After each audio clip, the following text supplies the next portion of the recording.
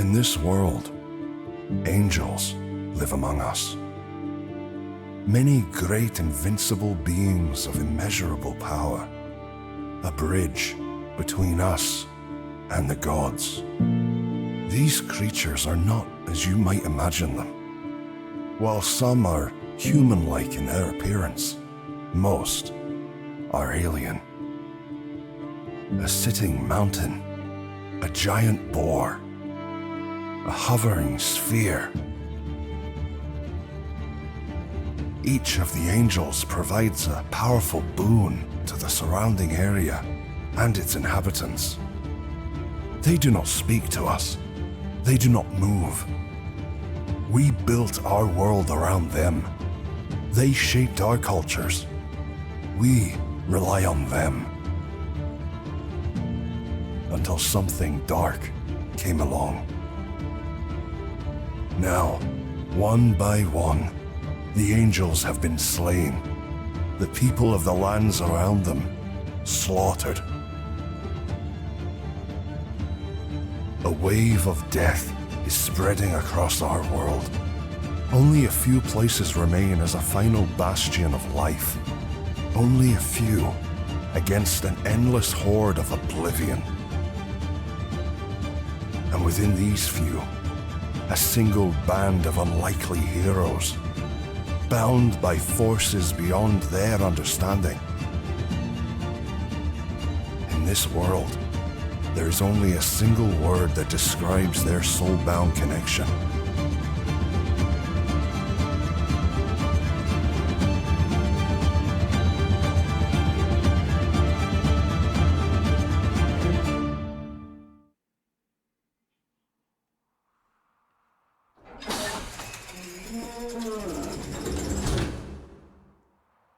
The door in front of you creaks open. It is the sound of rusted metal on rusted metal. And you get the sense this door has not been opened in a very long time, I think. However, as the door sort of swings open, the three of you standing, probably, Thrak is probably still waking up, to be honest. You're probably coming to after being kind of passed out for a day. Before you stands like a little dwarf. However, this dwarf has sort of blue-greyish skin, a shock of white hair, bloodshot yellow eyes. And when I say bloodshot yellow eyes, I'm talking basically Sith eyes, is what you're looking at here. And the creature looks kind of haggard, to be honest with you. An old, shabby set of robes with wraps around his wrists and ankles, and he's leaning upon a stave, which appears to be sort of bleeding from a glass ball at the head of the stave. He wanders out, looking past you, around, as if he hasn't been outside in some time, looking out across the fields of sort of snow and tundra, before coming to rest and looking over each of you. Sia, you would notice while he speaks, he seems to be more comfortably speaking to you than the other three, but he does sort of speak to you all, pacing around, sort of intermittently looking at you. He says, "Pure thought yous was all dead.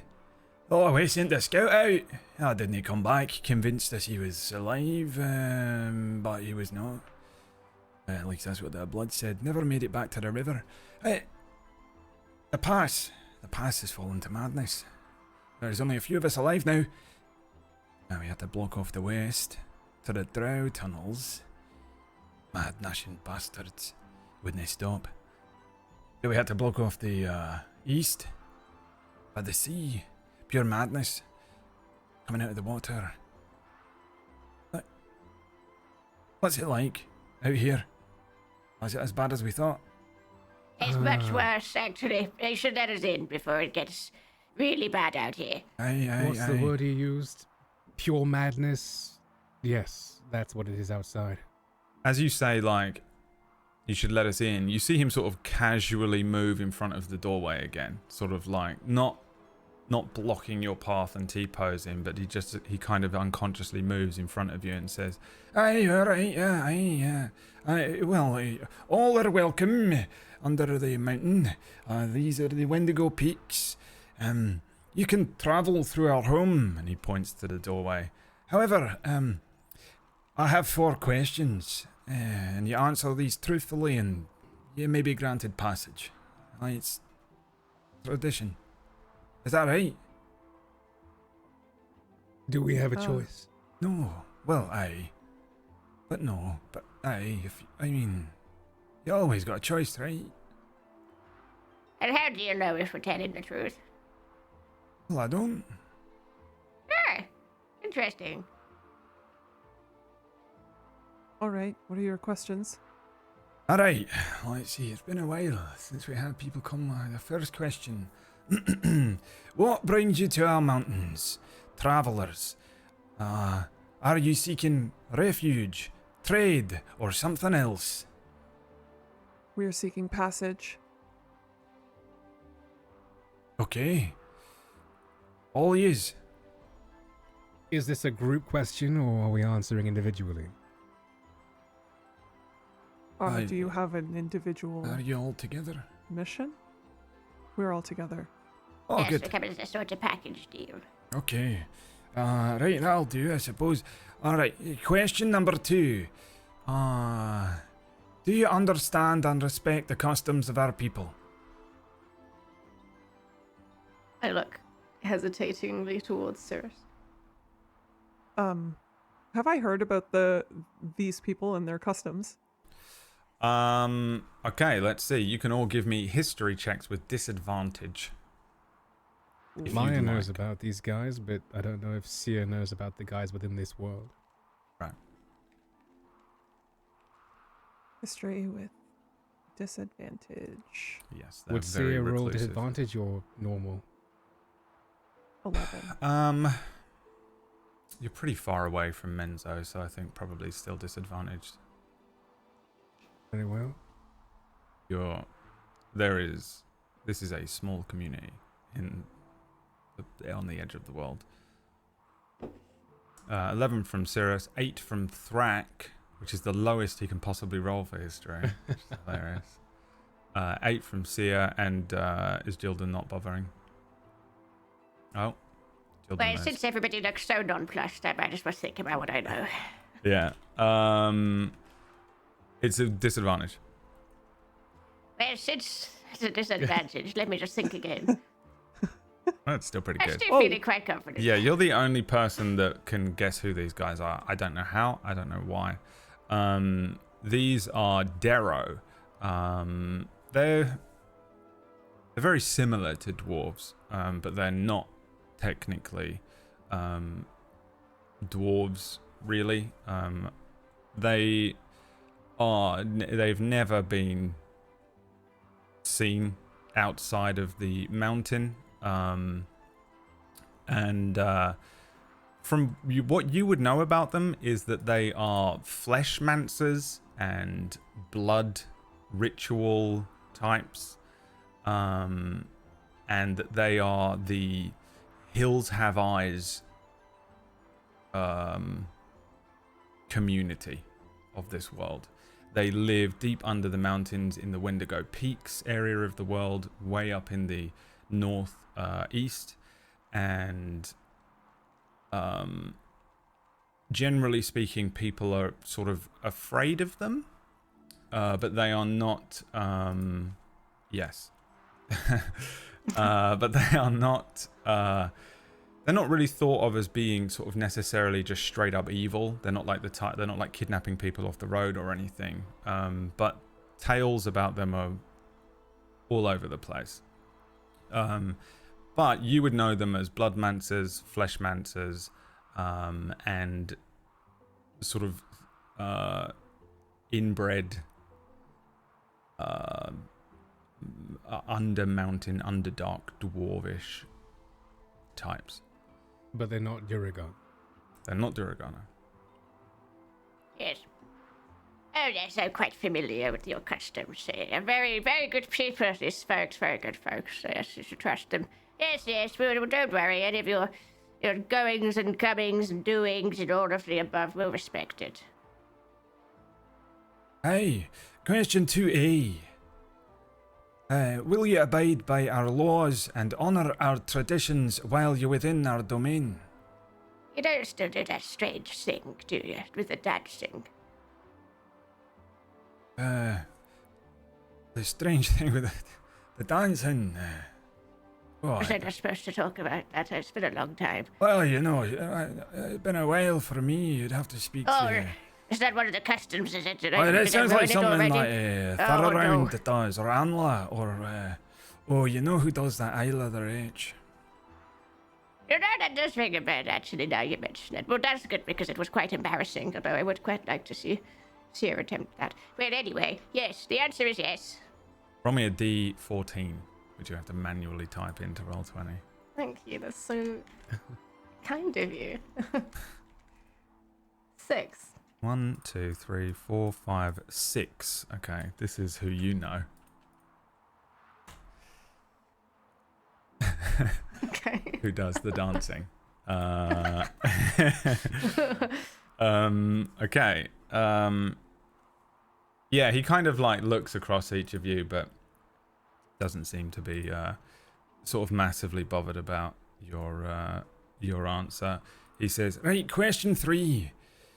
Can you prove yourselves capable and trustworthy, and have you faced challenges in the wilds that can demonstrate your resilience and resourcefulness? Oh, thanks, don't give me the thigh scar. Oh, I think I haven't really been paying attention to most of this conversation. I'm still just sort of, I'm like doubled over, leaning up against my staff.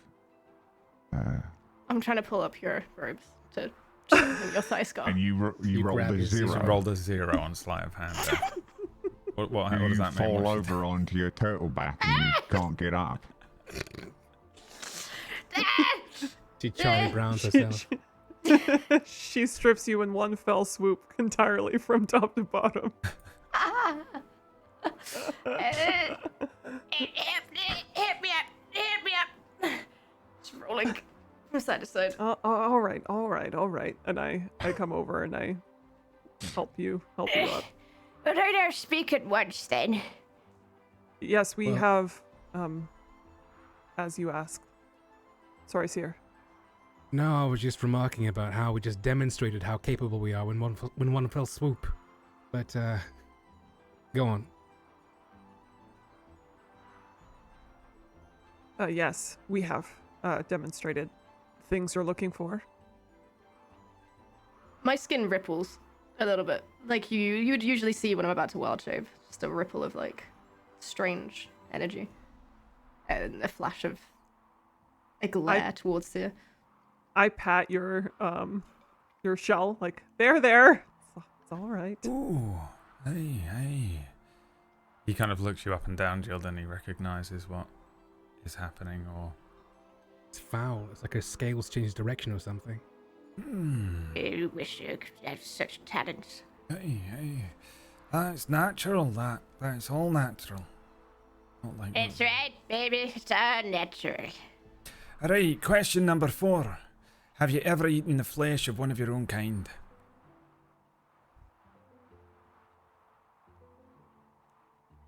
There was that one time. What? Yes. Yes. Alright. Certainly not. I'm not insane. No. Yet. No, I have Actually, not. that's No, not true. he points at Thrak and says, aye, I'm guessing yes.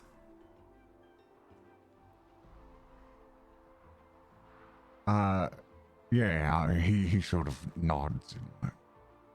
I Right. look at him when he there. nods. Like, what? Ooh. Alright, so that's 1, 2, 3, 4, 5 of you alone. Any more coming? Wait for 5? Is there not? Who's the And- fifth? 2, 2, 3, 4, 4. 5. Oh, he's gone. Where'd he go? The wee one. The Ooh. wee one? Hey. The wee what? The wee what? The wee one that was with you, the fifth one.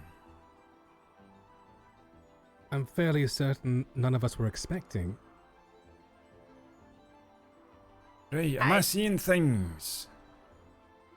How many know of what you I is do. there? 4.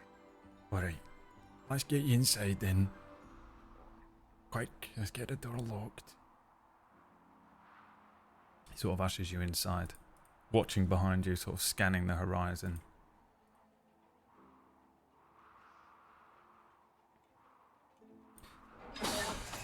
My name is Bibble. My people are the Darrow, and I will guide you through the peaks, along the Bibble. pass. Aye, Bibble. Bibbel. Bibble. Aye. Lovely name. Lovely name. Aye, and what are you, lass? Cirrus. Not your name. What the hell are you? That's a drow. That's a turtle or something like that. That's an orc. Don't see many of your kind these days. But you... I don't know.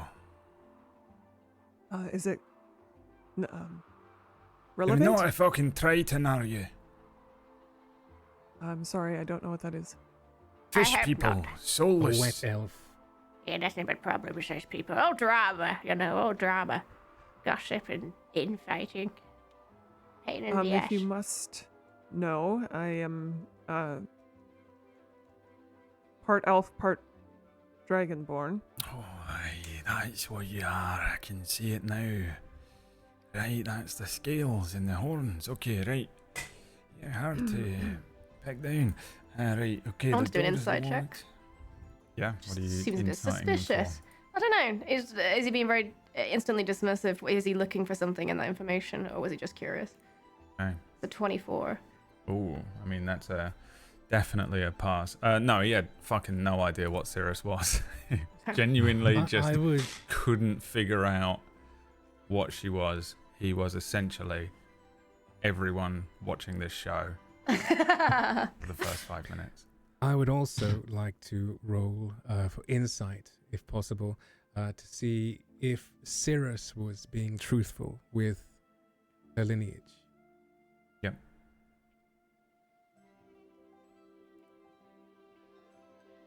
16. This comes down to whether you were being truthful or not. I was being truthful, but I think on that roll you would also know that I'm like pissed and kind of begrudging myself for not having lied.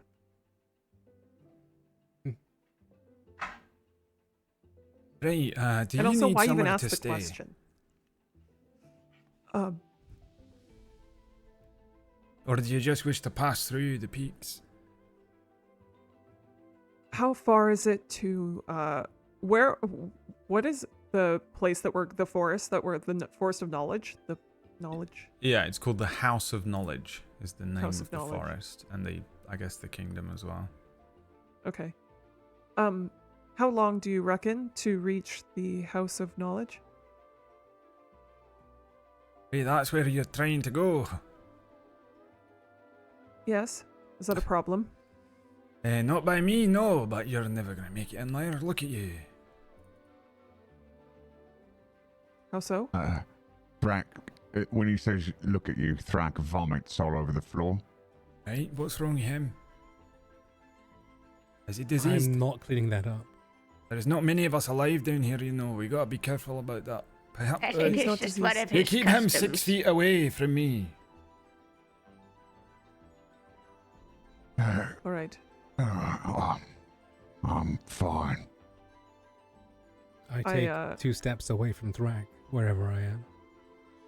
I go over to him and I place a hand on his stomach and I do like a healing word on him. Ooh, I'll take one of them. Can I get that as well? Do you need it? My back. The bottom of my back's been out for years now. All these walking around. All right, I walk over and I do that for him. I put my hand on his lower back. Didn't I do Cast shy? healing word. Are we just giving them out? I present my rear. I look at him, like roll my eyes.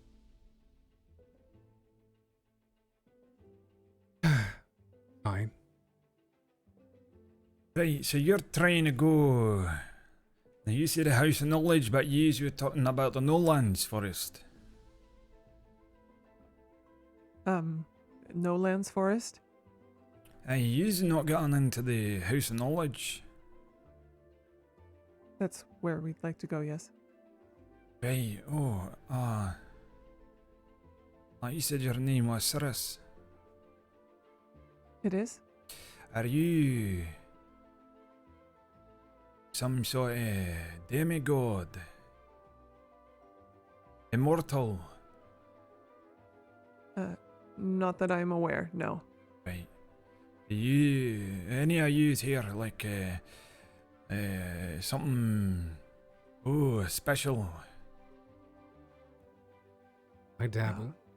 Hey, what's that one then? What do you mean? What? What's your dabble?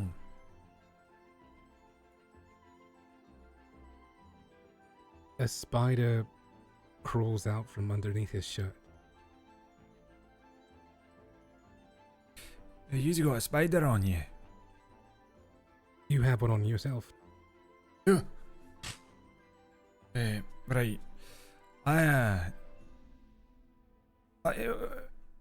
I don't know if you know where you're going. The House of That's- Knowledge, you cannot get in there unless you're a face tag or something.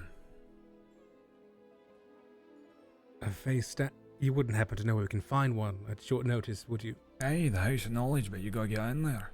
You ain't gonna be able to do that. Yous are immortal, yeah? You're not special. Well, I haven't died yet, but Doesn't as mean far as I you're know, I am mortal. Okay. It's very important that we get there. Aye. It's very important I learn how to fly when this shite pops off. I need to leave this place, but I don't know how to do it, do I? I have it under Yeah. good authority that being able to fly is not going to help you from whatever's out there. Shite. That was my plan. Even the skies can be poison. Oh, right. Is that poison, is it? Is that what's killing him? No, he's not dying. Are you sure about that? It looks like shite. I stand up a little straighter. I'm fine, thank you. When an orc gets sick, do they get more green or less? Yeah, usually you're very They observant. turn purple, actually. Not that it's any of your business. Wow.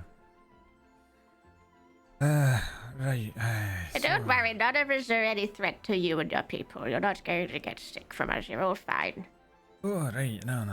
Right, okay. So you want to go to the House of Knowledge. I mean, I can take you to where it's supposed to be. But you will not be able to pass through. You'll end up in the Riverlands, or you'll end up in the No Lands, or worse. Well, we would appreciate the guide, nonetheless. Alright. You're looking at 2 days.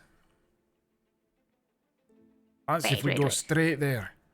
Now, if you want to come to my village, meet with the elders, spend some time, maybe do a wee dance. We'll have to go a little off path, an extra half day, something like that. Wait. It's 2 days, and you don't even have a guarantee we'll get to where we're trying to go to. Well, how do we get there? How No do one we gets there. assure? I don't know. No one's ever done it, because you're immortal. It's not how you get in there. Well, we've been on the road for about a month at this point, I think. With all the travel and the cold lands running away from the zombies, what's 2 days? Wait, how do we know we're not immortal anyway? 2 days. Maybe is, one of us should just try dying just to see. You're welcome to give it a shot. Please do not. Consider my options.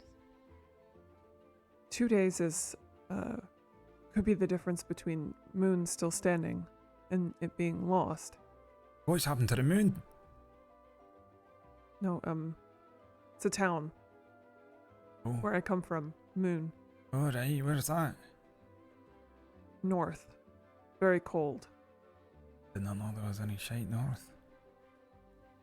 Wait, how many of you are there down here anyway these days? 14 now. 14. Aye. But There I know that was as- 300 a year ago. Ah, yes, yes, yes. I did think there was a lot more of you. How are you even survive? What happened to the rest of you? Where did you go? Aye, well, I thought you stayed here. let's see here. People just started dropping dead. Out of nowhere, we did not know why. Then the tunnels, the bastard drow tunnels opened up. Didn't know what was coming through. Didn't know what it was. Some of them drow, some of them not. All of them dead. Had to break the All tunnel. the drow are dead, you said. Oh, I don't know. We blocked the tunnel off. Had to block it off. Were they coming through to attack you, or were they trying to escape? Oh, aye. We killed a good lot of us. We are not fighters. We're dancers. And mancers. Oh, I know. Then we had the bloodless tritons coming up out of the fucking sea. Soulless bastards. Creatures like little skittering lizards, but big. Right. Coming out of nowhere. Yes. Yes, So we we've seen locked those. ourselves in the blood holes.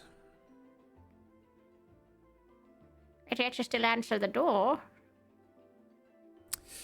Well, we sent out a scout not long ago to see what was out there.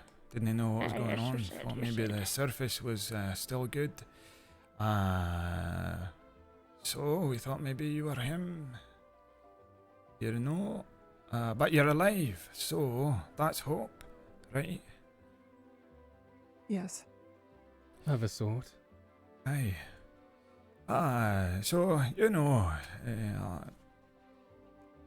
it was pretty bad for a few days, but, you know, return to the river, so. May I speak with my companions for a moment? Aye. He just stands there and crosses his arms. Privately? Oh, aye. Right, I'll walk ahead. You just follow this tunnel down, yeah? We'll get on our way. You just follow it down. It lights up. It looks dark, but it'll light up just a few layers down. Nice and bright for you. Can you see in the dark? Yes. Oh, Yes, good. perfectly well. Yep, Great. yep. Yeah, don't worry about that. Mm-hmm. He starts wandering off, heading down into the tunnelway. It's pretty much immediately a sort of naturally occurring tunnel, but there are some poorly masoned steps that have just been very roughly hewn out from the natural stone, and he starts stepping down them, mumbling to himself ahead of you. I want to ask a question. Cannibalism in this world. How often does it happen? Because I'm pretty sure they're gonna eat us. Well, I mean, if they were to eat us, it wouldn't be cannibalism now, would it? Is what he looks like, by the way. Right. Yeah, I turn to oh cute. I turn to the three of you and I say, I suppose I have no reason to suspect this other than it just occurred to me. What sorts of food do they have? Could they not just be inviting us back to meet their elders and eating us? I mean, he asked if we had consumed each other's, well, our own people's flesh. Would that not make them question whether or not to eat us? What You do know? I know of these people I've met with before?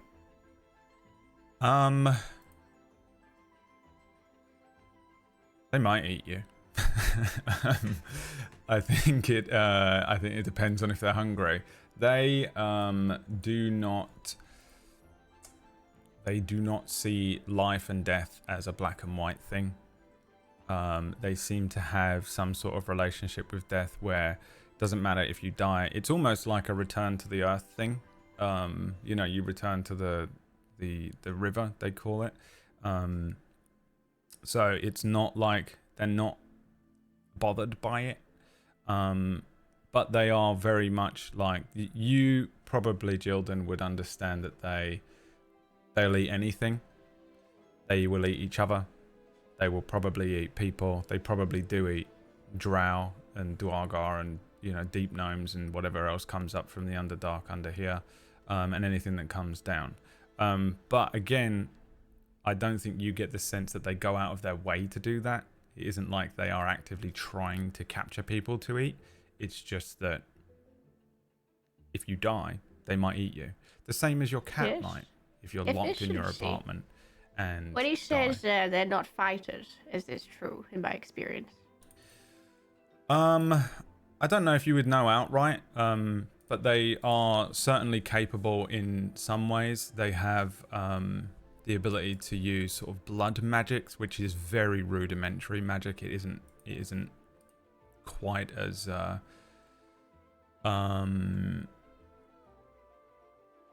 I guess sort of evil you might expect it to be. It just is another form of magic, but it's usually very basic spell casting that they have. And from your experience, they all seem to be mages. They don't have like paladins, or they don't have like spearmen and guardians like that, or archers. Almost all of them in your experience seem to be mages. So it's just, are they capable? Yes. Are they sort of warring? Not really. Okay. Well, let's just say it's a dog-eat-dog world out there, and I wouldn't leave any fingers pointing where you can't see them, just in case somebody gets a little bit of an idea.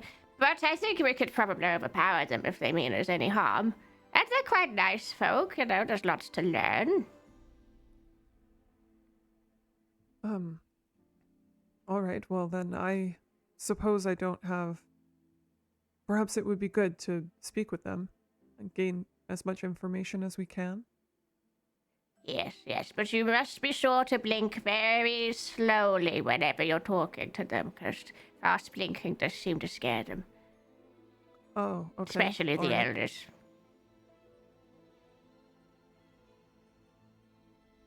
I begin blinking very slowly as an example. Yeah. Roll me a D2. If you roll a 1, this is not true. Oh yeah, this is a mix of things that could be law. You roll a 1. This is just so not true. It's just something that you think is true and have believed every time you've interacted with them. I like to think that one of them told her that as a joke a long time ago, and she just... For sure. Yeah. Okay. You guys decided then. Yes, Strack, just maybe keep an eye out. Let's see what their supply tunnels look like, and maybe we can see how desperate they are and whether or not we want to stay. Okay. How dark is it here, since we're following this fellow? It's dark for a little while as you start to walk down underneath the mountains. However, Bibble sort of leads you down a few levels, and it's not too long. It's maybe only 5 minutes before it actually starts to lighten up again. There's like this winding set of stone stairs, and it isn't like a little, like a coiled winding. It's just like a long, slow decline. You can sense that you're going downwards, but it isn't. Like a little castle set of stairs that would twist downwards. He's just sort of moving along ahead of you, his stave hitting the ground, giving you an idea of where he is, even if you can't see in the darkness that well. However, after a little while, the cavern starts to sort of lighten up again, but it begins to glow with a sort of dull crimson. And as Bibble brings you out of this sort of crumbling stone doorway, He takes you out onto an enormous bridge that leads through the mountains. I say bridge, it's kind of just like a roadway that moves endlessly throughout this place. And you end up on the Bloodvein Pass. And it is lit from below by this kind of glowing, vibrant red. You hear Bibble sort of mumbling to himself, and then you catch that he's actually giving you a sort of tour. And you sort of realize, as your ears may be attuned to what you're hearing, you hear, meticulously by generations of skilled Darrow masons, it's a network of tunnels and bridges and pathways. It's a trade route for the most part. It used to be for the mountain clans, but time has not been kind, and the last year of it has gone to shite. Our towering stone bridges used to endlessly move through the chasms, but we've had to close off those. Further in is nothing. It's just a ruin now, I suppose. That's the weight of time, right? There's a certain grandeur to it, wouldn't you say? A testament to the craftsmanship of Darrow architects. My grandfather's grandfather. How old am I? Yes. Rude. How You old can't do I just look? ask somebody that. You asked what I was. I assumed that we were on a comfortable basis. That's fair. I'm 125. How old are you? Is that old for your people? Aye, It is old for your people. quite. Oh. How old are you?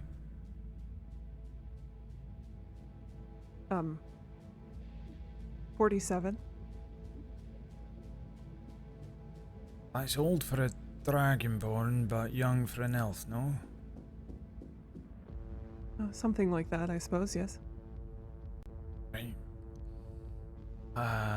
Okay. So what does that mean? When are you gonna die? He's walking along while he's sort of like making this chat.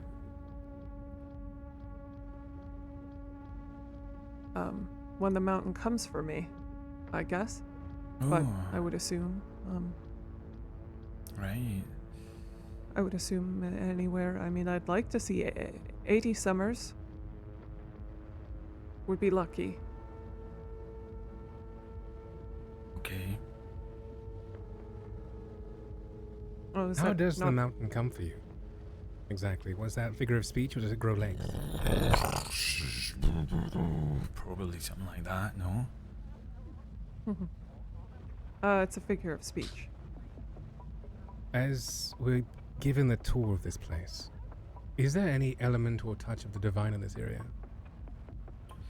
Yeah, how are you sort of determining this? Archaeology?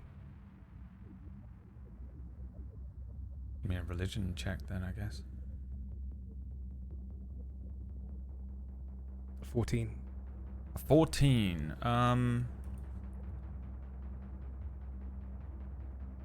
Let's see here. You would recognize a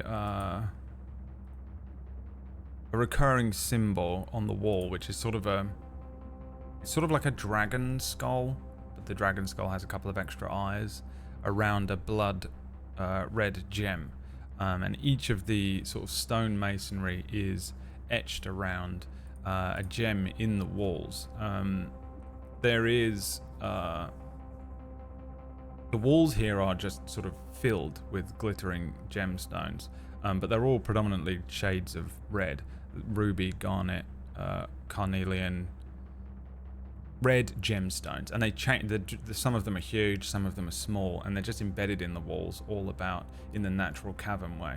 Then there's these masoned, sort of endless crisscrossing of bridges that sort of serve as like a passway. You notice that as you're moving through here, almost all of the chambers that these bridges lead off to have been caved in, as if someone has purposefully broken in and closed off almost all of these pathways. And as you're moving along these bridges, which seem extremely sturdy, they're very high up, with this underlit glow coming from underneath, like as if there's a fire underneath.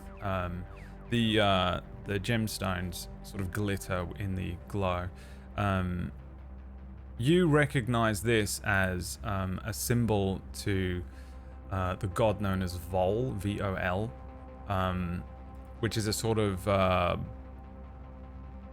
a blood god, really. And that doesn't necessarily mean like, you know, evil blood god.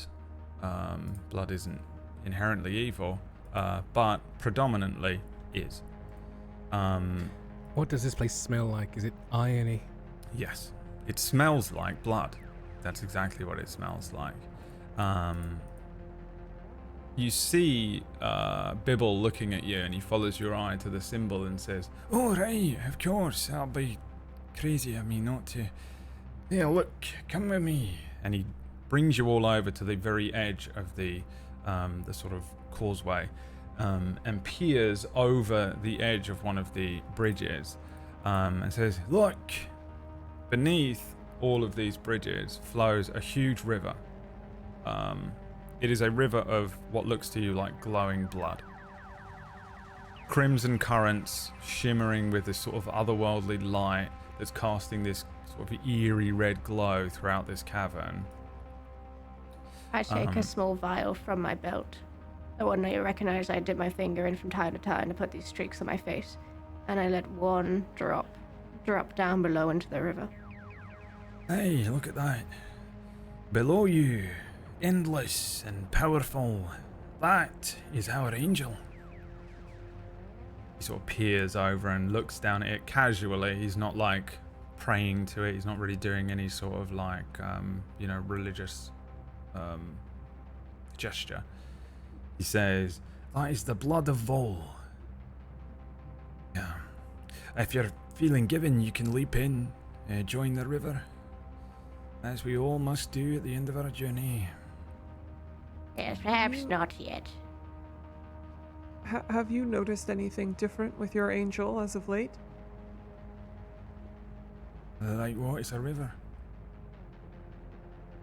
Has it slowed? Or has it sped up? He takes a look at it for a moment. Looks the same to me. You don't happen to have any priests or the like here? A river watcher or something of the kind? Well, the elders are elder. I'm old, but they're old. They've been around for a long time. Their blood and the river blood is kind of the same thing.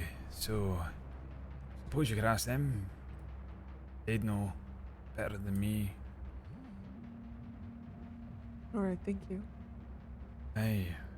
If you're magically inclined, you can pull from the river as well if you'd like. His glass in his sort of staff glitters and bleeds a little more. Right, come on then, let's move on.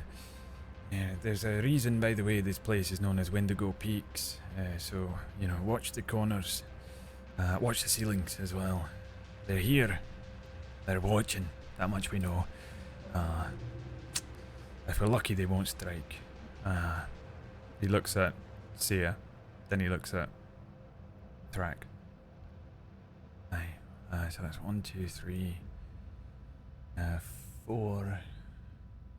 Okay. What do I get from, or do I read anything from him when he looks at me? You say he looks at me specifically, then looks to Thrak. Give me an insight check if you want. Insight. 19.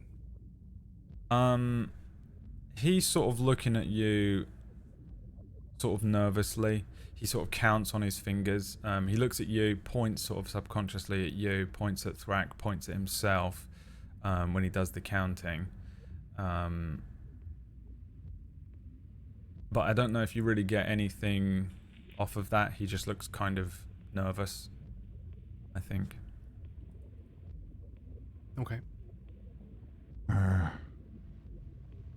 would like to see if I can sense what kind of magical energy is coming from the river. Yeah, you can do that. Give me, I guess you can just give me an Arcana check. 22. It's immense. It's the same as you might sense from any other angel you've been in the presence of. It is just the purest form of arcane energy, and the most powerful form of arcane energy that there is in the world. The river being an angel, it almost certainly must be, based on your sort of senses and your whatever your inclination is to figure out what the energy or the magic is.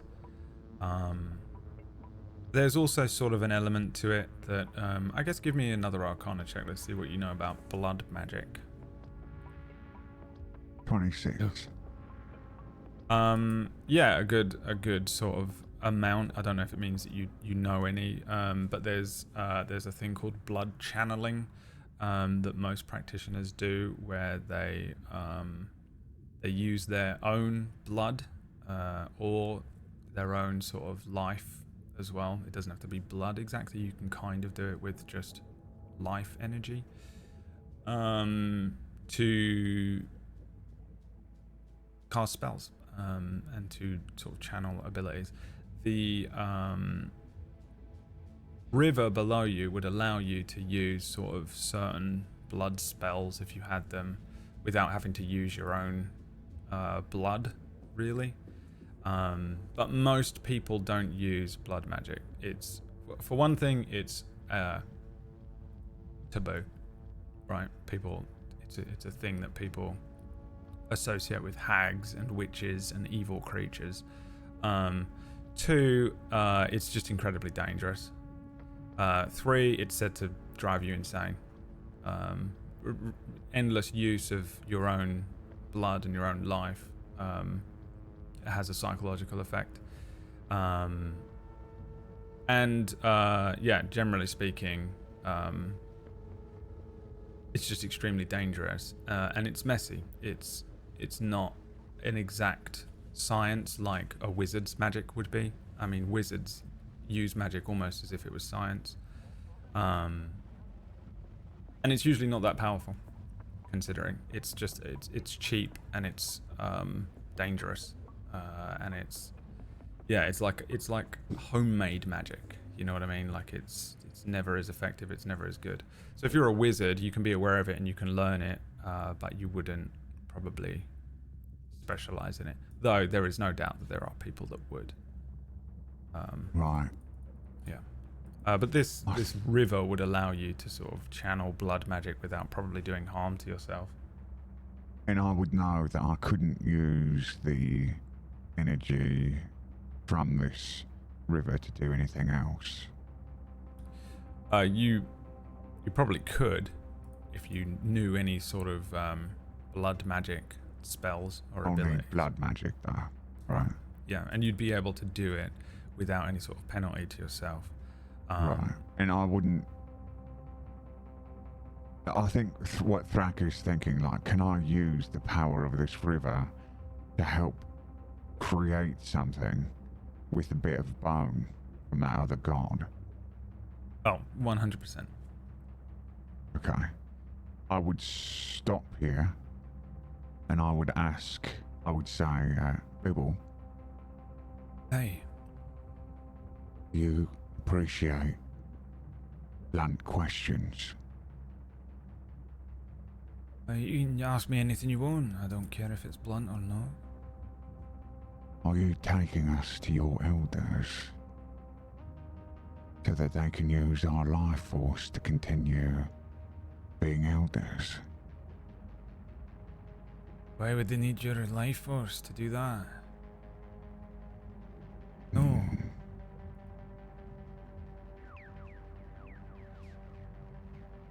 That's quite the accusation.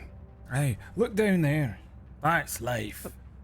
There's no purer life than the blood of Vol. They don't need your weak little mortal life. Come on. Look at that. I would like to roll for insight. Me also. I want to know if they put any emphasis on the word mortal. 22. 18.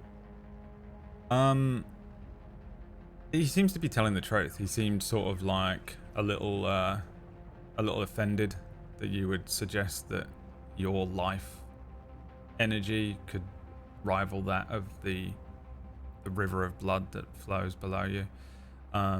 It certainly doesn't seem like he's bringing you to the elders to be sacrificed to further their age or life.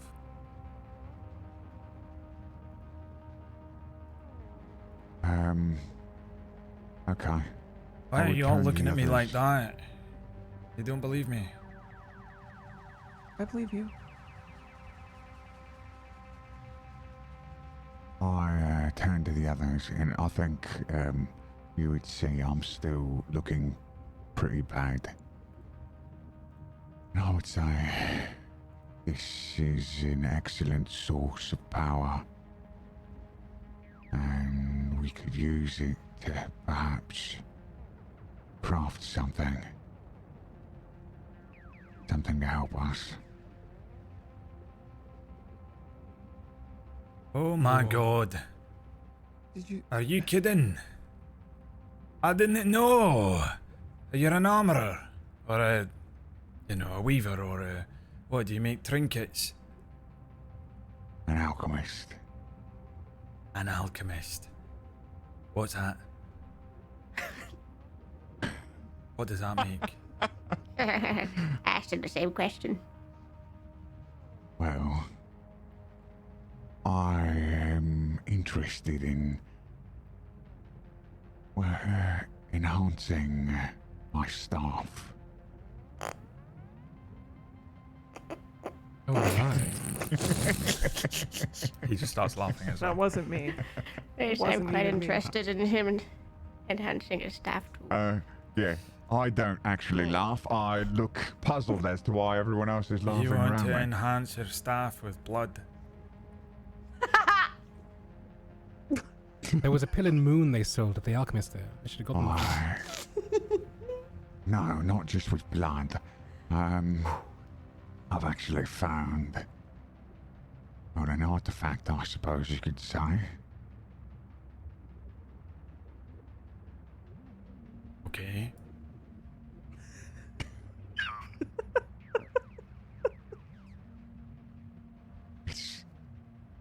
Yes. I Can you believe that- forge things?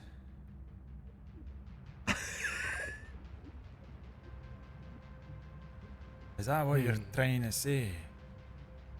Or no? No, I mean, Ah, shite. maybe. Oh, Wait, Why, what do you? why are you asking me? Yeah, what do you What are need? you promising? right.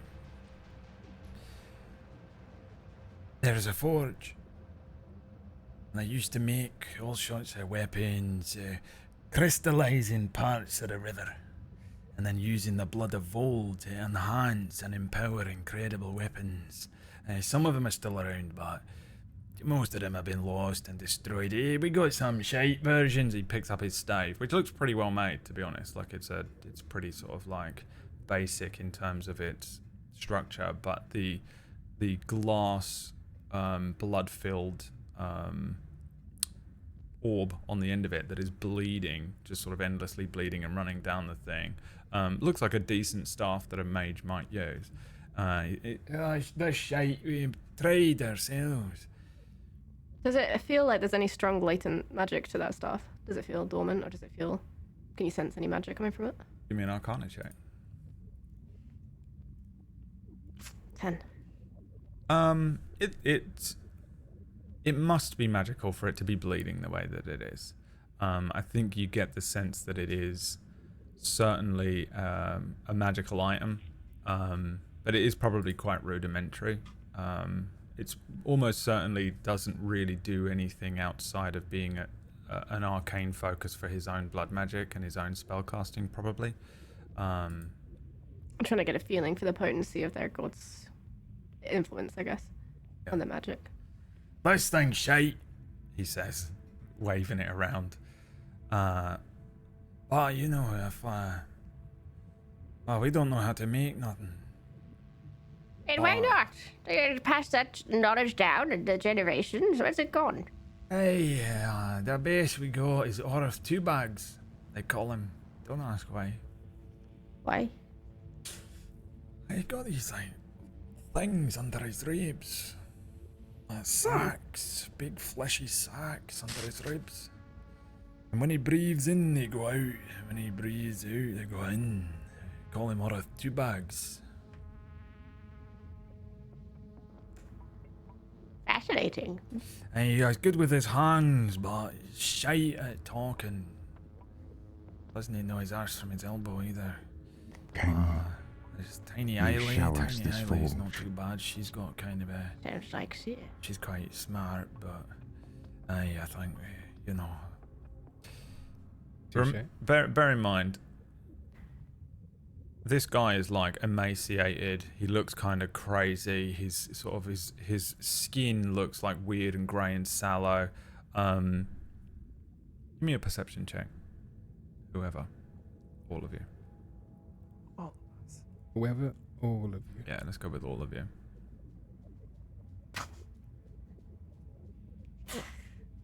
That one's haunt this campaign as Yeah, I well. really do. 16, I got a 16, 6. 14, and then Sia. See, you're the only person that has noticed it, that hasn't noticed that he has an extra finger on his hand. So during this time, as he's walking along, the other three have noticed that he does actually have an extra little finger on the end of his hand. And he says, "Hey, I don't know, hey. We just lost the ability. Artisans, forgers, armorers, smiths. They have passed, I suppose.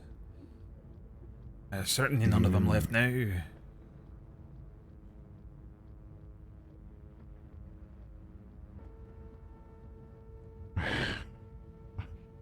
Wait, you didn't waste all that time and energy getting that ancient part if you're not going to use it.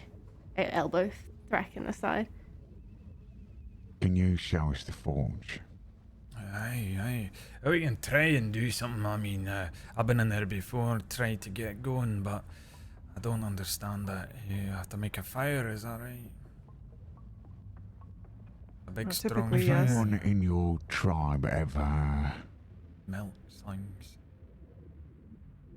Has anyone in your tribe over, say, the past 100 years ever started a family with someone from another tribe? No, Right. there are no other Brett tribes. nods, and then says, which way to the forge? Hey, this way, come on. And he sort of carries on waddling along in front of you, his staff tapping on the ground. Again, yeah, this place is really well lit as you're moving along. There doesn't seem to be any sort of traps or anything weird like that that's going to jump out at you. For the most part, it's just sort of a ruined walkway. It feels more like you're walking through a ruin than a sort of active passageway. Once upon a time, it was probably pretty bustling, but it would have been hundreds and hundreds of years ago. Let alone the fact that it seems like recently they've specifically sort of penned themselves in. He starts moving and he says, "Oh, this is going to take us off course. It'll be a bit longer. Not too long. A few hours that way instead of a few hours that way. Is that alright? Or have you got to be somewhere you want to promise?"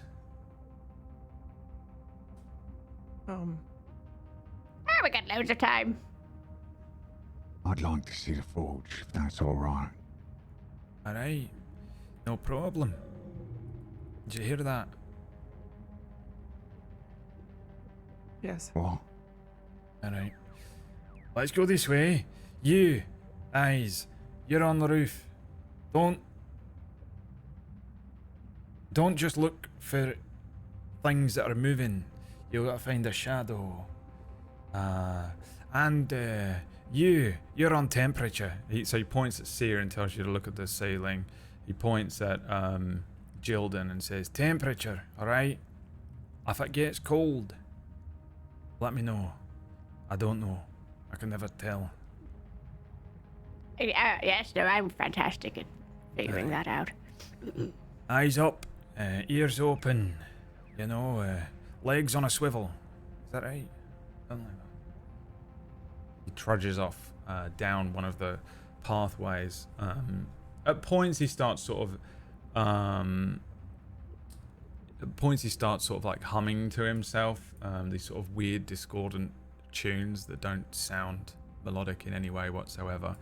And he just starts walking, and it probably takes you about an hour and a half as he takes you away and along one of these long passageways. The passageway the bridge that he takes you along is much, much bigger than the others, as if this part of the as if this was on sort of a main thoroughfare, or as if this was an area that they brought huge things along. You notice that there are tracks that are embedded into the stone in places, and not tracks like a mine shaft, but like as if a huge device would be moved through them, sort of embedded into the brickwork. But you get the sense that some sort of transport thing was probably used here. Again, certainly has not been used in 100 years minimum. And as he's walking along, he points out bits and bobs, randomly mentions things that make it sort of seem like it's a bit like a guided tour, but for the most part he's just telling you about the gems that are in the walls, or the history of the different clans that used to be here, and now there's only one, his clan, the Darrow, and he brings you to just an enormous opening at one point, a cavernous chamber with sort of blackened, soot-scorched walls. You get the sense that this was a sort of a room that not only did it contain sort of flames and countless fires, but as if the room itself was sort of probably lit up so many times that it scorched the entire room black. And as he walks in, he sort of points things out. I don't know what that is, and that's got to be something. And he's pointing at broken tools and rusted equipment that you'd all recognize as just being like forgerers' tools and armorers' tools and things like that. But he sort of kicks a set of tongs out of the way. He has no idea what it is. And you get the sense of a sort of a once thriving industry in this room. Jilden, give me a perception check. It's 9. Okay. In one corner of the chamber, there's this enormous sort of statue of a four-eyed dragon. It's a sort of stone form that's just been weather-worn and age-worn. It's got it's sort of scorched and blackened. But it does have like a bizarre gaze to it, as if it's sort of silent and sentinel and watching over the forge in the center at the back of the area. There's blood from the river that is bleeding from its eyes and drying over the cracked stone below. As you walk into this room, there's another colossal figure which is hewn from the stone and rock of the actual, probably the cavern bed, and it would have been carved out as they moved through and carved out this room in the first place. And it's just a sort of likeness of a very mighty Darrow, a sort of stern visage and an imposing stature, a sort of proud look to him. It doesn't really look like Bibble. Bibble's this kind of like hunched over, skinny looking little haggard thing, and this would look to you more like a traditional dwarf, I think, but it does seem to have this similar sort of robes, but much nicer looking, a huge staff in one hand, and in the other it actually holds a sword. Amidst this sort of debris and detritus of ages that have passed is the forge's true purpose. You can see an ancient anvil.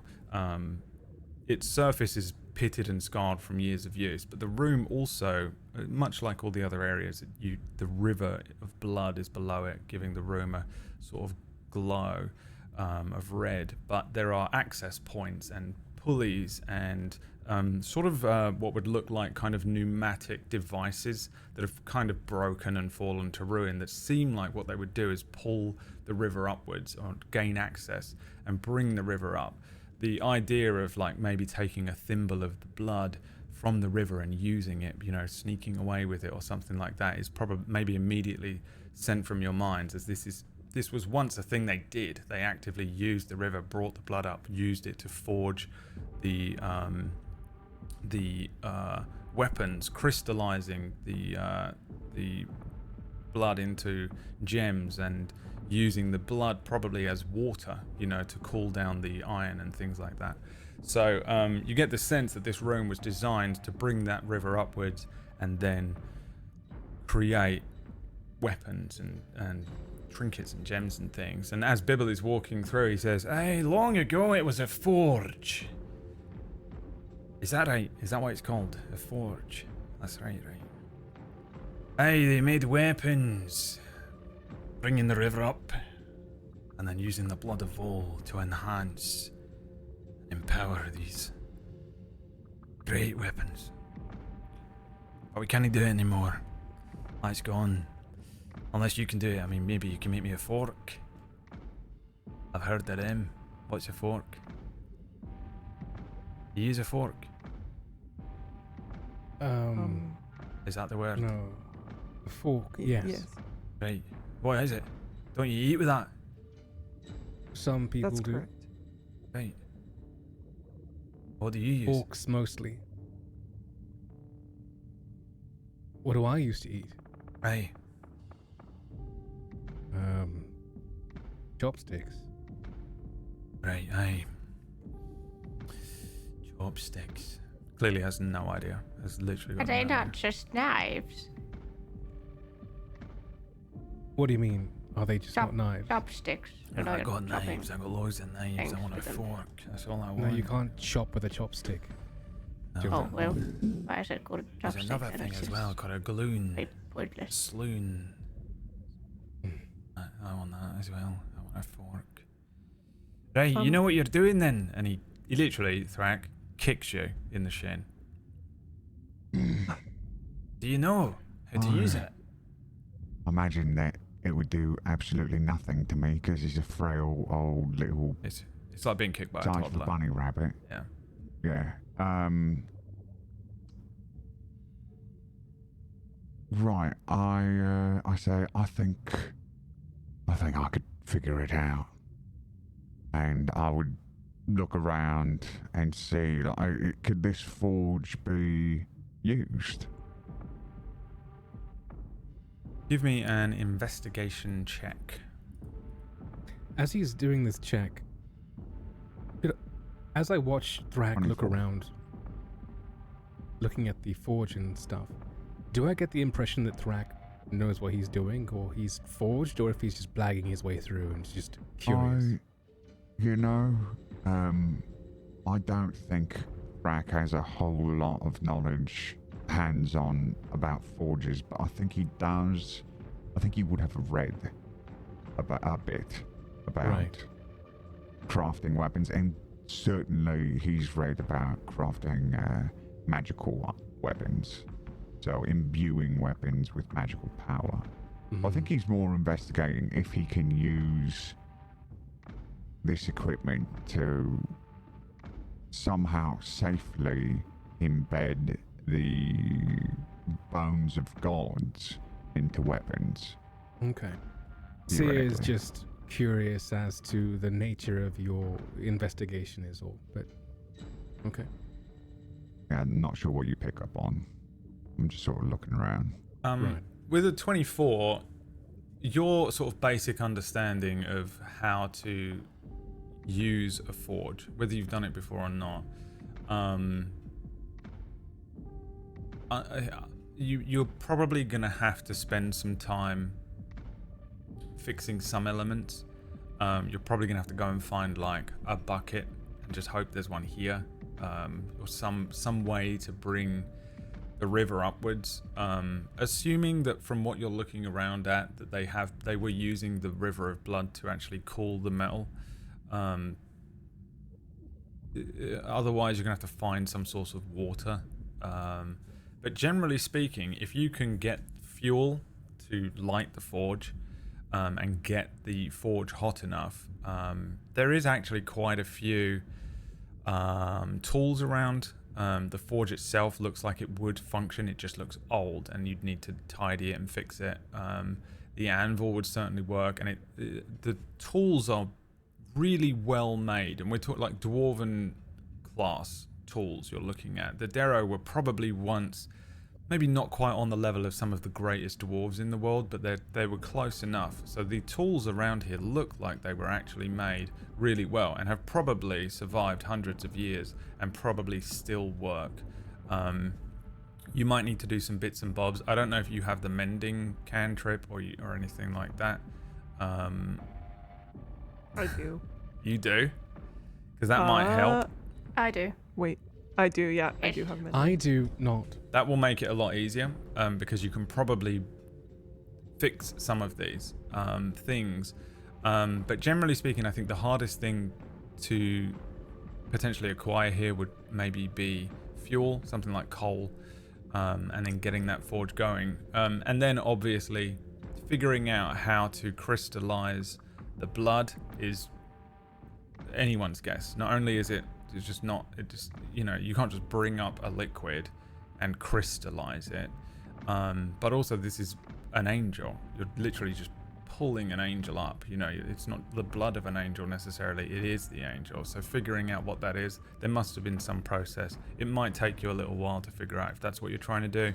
Maybe even just forging something in the blood would work, but that's all of that is just absolute guesswork. You're going to have to go full like Oppenheimer, figure out how to create this atom bomb situation. But the forge itself does look like it is in good enough of a condition that it would function, and if you had this skill and you're successful in potentially doing something, this forge would definitely still function. It's just fallen to age and ruin over a long period of time, that's all.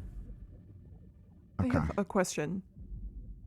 Could I roll to see if I have actual blacksmithing experience from my time? You can roll, or you can have had it if you want. You don't have to roll for these things in your backstory if you want to have that skill. There is certain... Yeah, but it's kind of like, it's one thing to be like, oh, I plan to have that, and it's another to be like, I've now entered a scenario where this would be extremely useful. I definitely have that experience. I've just decided. Yeah, well, the difference is mechanically. So when you create a character, you pick a background, and in that background, quite a lot of the time, you'll get something like skill proficiency with tools. And I don't think any of you have a blacksmithing or a blacksmith's tools proficiency, so you won't have that, but you can role play that you have knowledge of it, and I don't mind giving you sort of boons and understanding that way. If you want, you're also welcome to roll for everything and be like, yeah, I have that knowledge and I don't. You won't mechanically get any boons apart from maybe I'll give you some advantages here and there on checks. I think I'm gonna go ahead and just decide that I maybe like helped a couple of times and watched. I liked watching it happen, but I definitely didn't make a blade from scratch or anything like that by myself. Completely fine. And in a minute you're going to be like, oh, also I can fly. I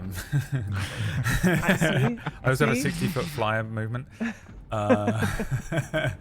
Yeah, you can. I'm actually an angel in this game. Yeah, I mean that's the thing with this stuff. Your characters, we made them. They've been alive for years and years and years and years. Yeah. We made them in 20 minutes and then just started playing, and then you figure it out as you go along. So I don't care about things like that. Well, some of us made them in 20 minutes. Orcish.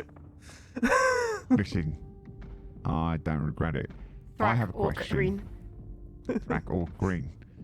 I have a question. Do I believe that I have a piece of bone from the giant pterodactyl or whatever, and also a piece of bone from the boar?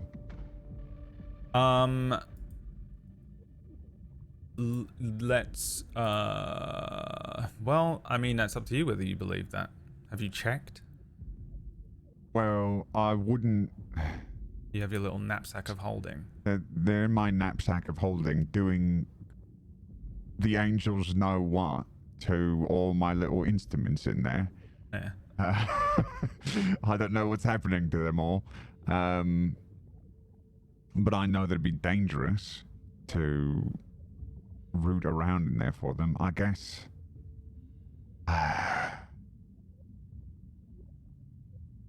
Yeah, I would like to briefly open the bag and see if I get a feeling.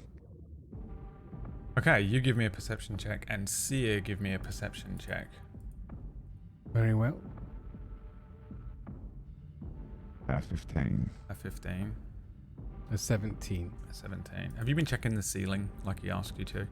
I have not been doing anything else, really. Okay.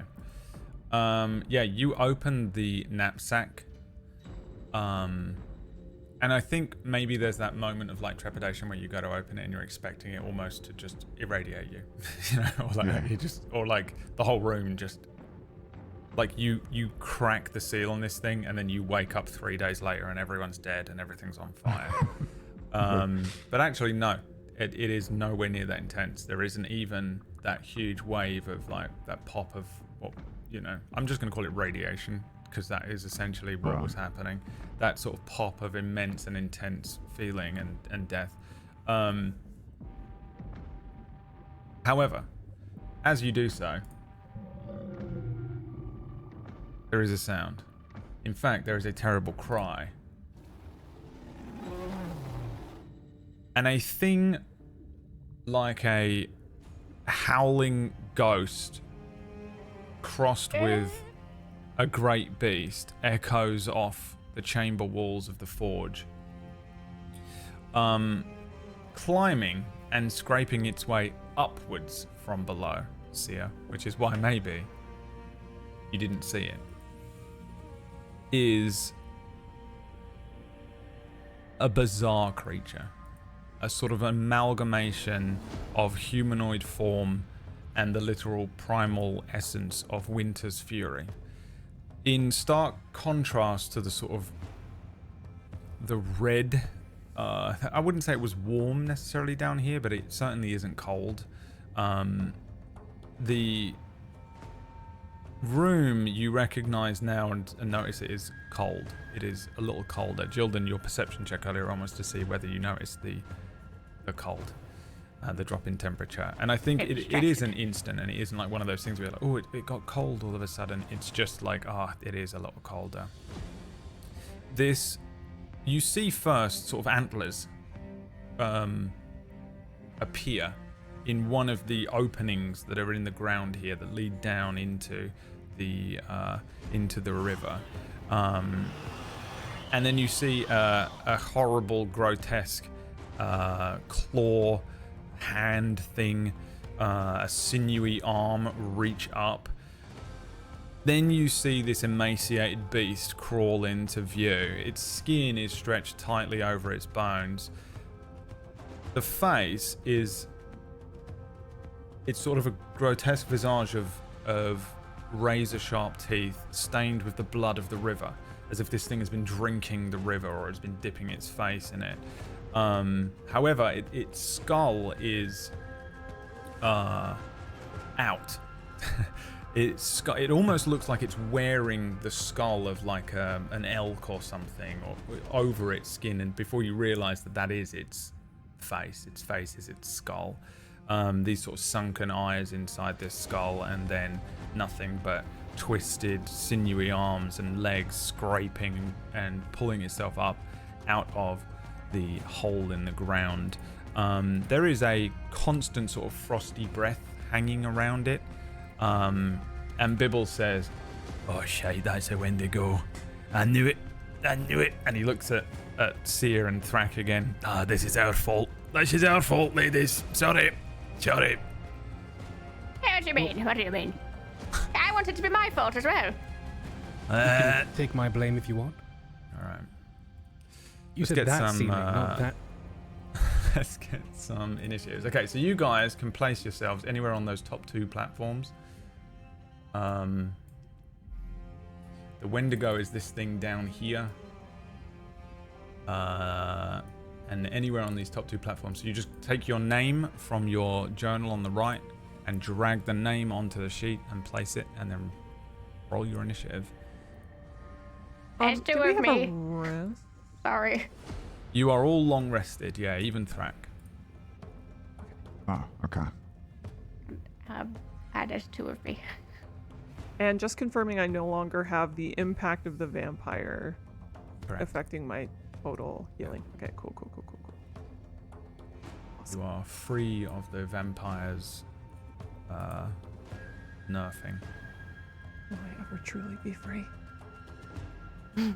You know. Okay.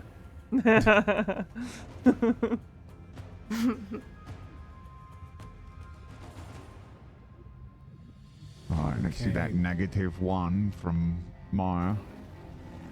-1. Oh, Well, our initiatives always suck so I hard. never have ever rolled an initiative higher than 10. I have a +4 and rolled Incredible. 6. So I rolled a 2. I forgot you have Bibble on your side as well. Nice. Sure, he's gonna do a lot of good and not die at all. I believe in him. Keep the NPC Bibble alive, I is guess. Bobbling. Plus is in the chat for Bibble. Boblin the Goblin, yeah, he's going to be with you forever, isn't he? Okay, Bibble. so there we go. He is a Darrow Savant, but it is Bibble. Okay, the initiatives are rolled. I'm going to try and make this so that we can actually all see what's going on over here on the map for viewers. And it is Cirrus. You're the first to respond to this thing. There's absolutely no doubt, by the way, this thing is trying to kill you. It is literally like something from a nightmare crawling up out of the ground. Yeah. Okay. It's doing that weird movement thing that zombies and creatures do, where they're just kind of like, you're like, oh, that thing's so evil, it's unbelievable, it's trying to kill us. There's no doubt about it. This isn't a thing that can be reasoned with. It is a true monstrosity that is moving towards you. It sounds almost Jersey Devil-esque in its description. Right. Okay.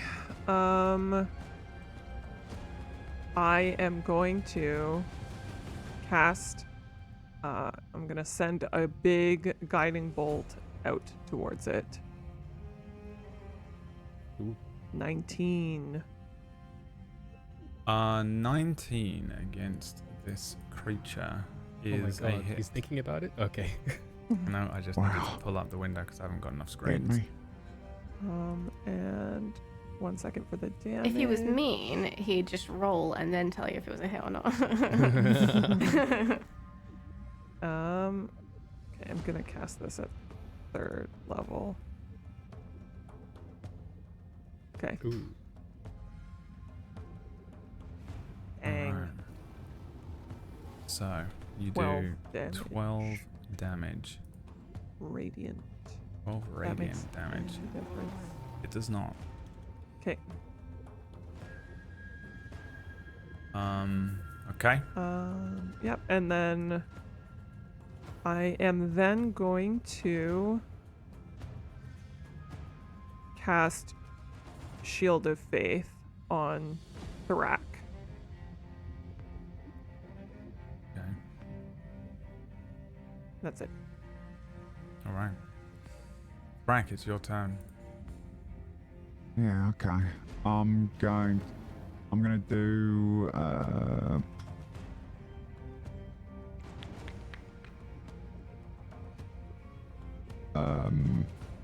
I know what I'm doing.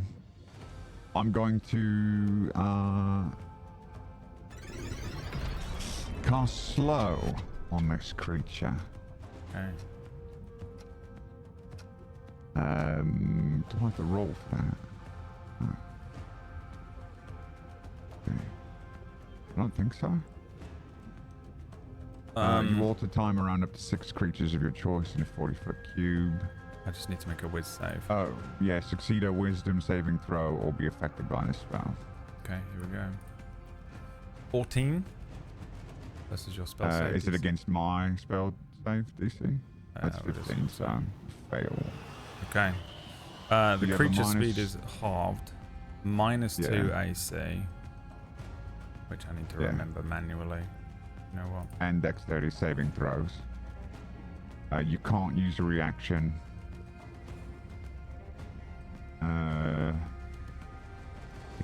It can use its action or a bonus action, but not both. Alright. Okay. Anything else on your turn? Is this a ledge here, like in front of me? Yeah, those are not. You won't fall down them. You know what I mean? You can easily step over those. The edges of the map and the thing that it crawled up out of are proper ledges, but yeah, ignore those little ones. They are actually like things that lead down into the blood. I'll just move. I'm gonna move over here. Okay. And that's my turn. Okay, Wendigo. Alright, so half of its movement is gone, yeah? Yep. Alright. So it can get to there on its turn. That's it. Alright, great. It is now the turn of Bibble. I don't think any of these spells are going to be that useful, but I think you see him kind of like waddle forward a little bit up next to Cirrus, and I think he is going to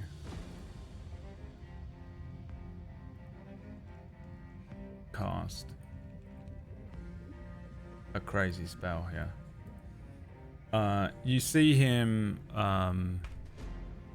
raise his sort of stave up, and then you see some energy sort of coalescing at the end of that stave, and he says, "Hey, I've not had to use this one in a long time. It's called the Kamehameha," and then he just launches a lightning bolt towards the Wendigo. On the Wendigo next makes a episode. Whoa. 6, so it fails. What comes out of the end of this stave is canonically exactly the same as what you think a Kamehameha looks like in your head. It just a wave of energy launches out of the end of this thing. Seriously, it like sort of buffets your clothes as you're standing next to him, and Sick. the room lights up for a second. This wave of energy strikes the Wendigo.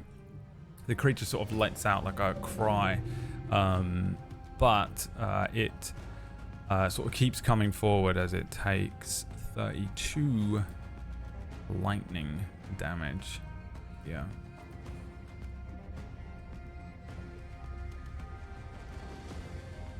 Okay. It's the end of his turn. Seer, it's your turn. All right, let's see. So this creature is 5, 10, 15, 20, 25, 30, 35. I can't really do. Okay. I am going to take, let's see, 5, 10. Gonna go 10 feet here. Then I'm going to raise my left hand in front of me. I'm gonna cross my ring finger over my middle finger and then claw my hand. And as I do, I kind of kiss my teeth and make a noise like that, like a squeak. And I am going to try and summon a swarm of spiders around this creature.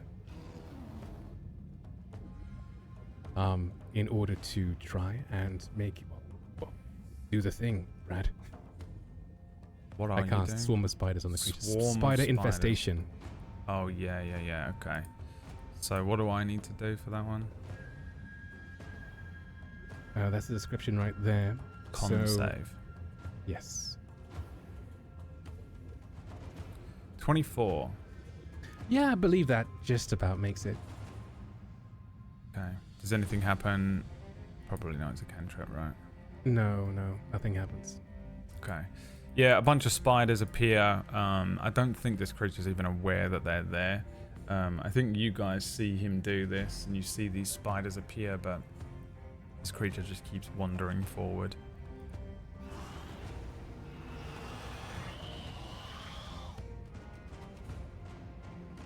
That's Your my turn. Okay. Yes. All right, Jilden, your turn. There's constitution bonuses changed some things.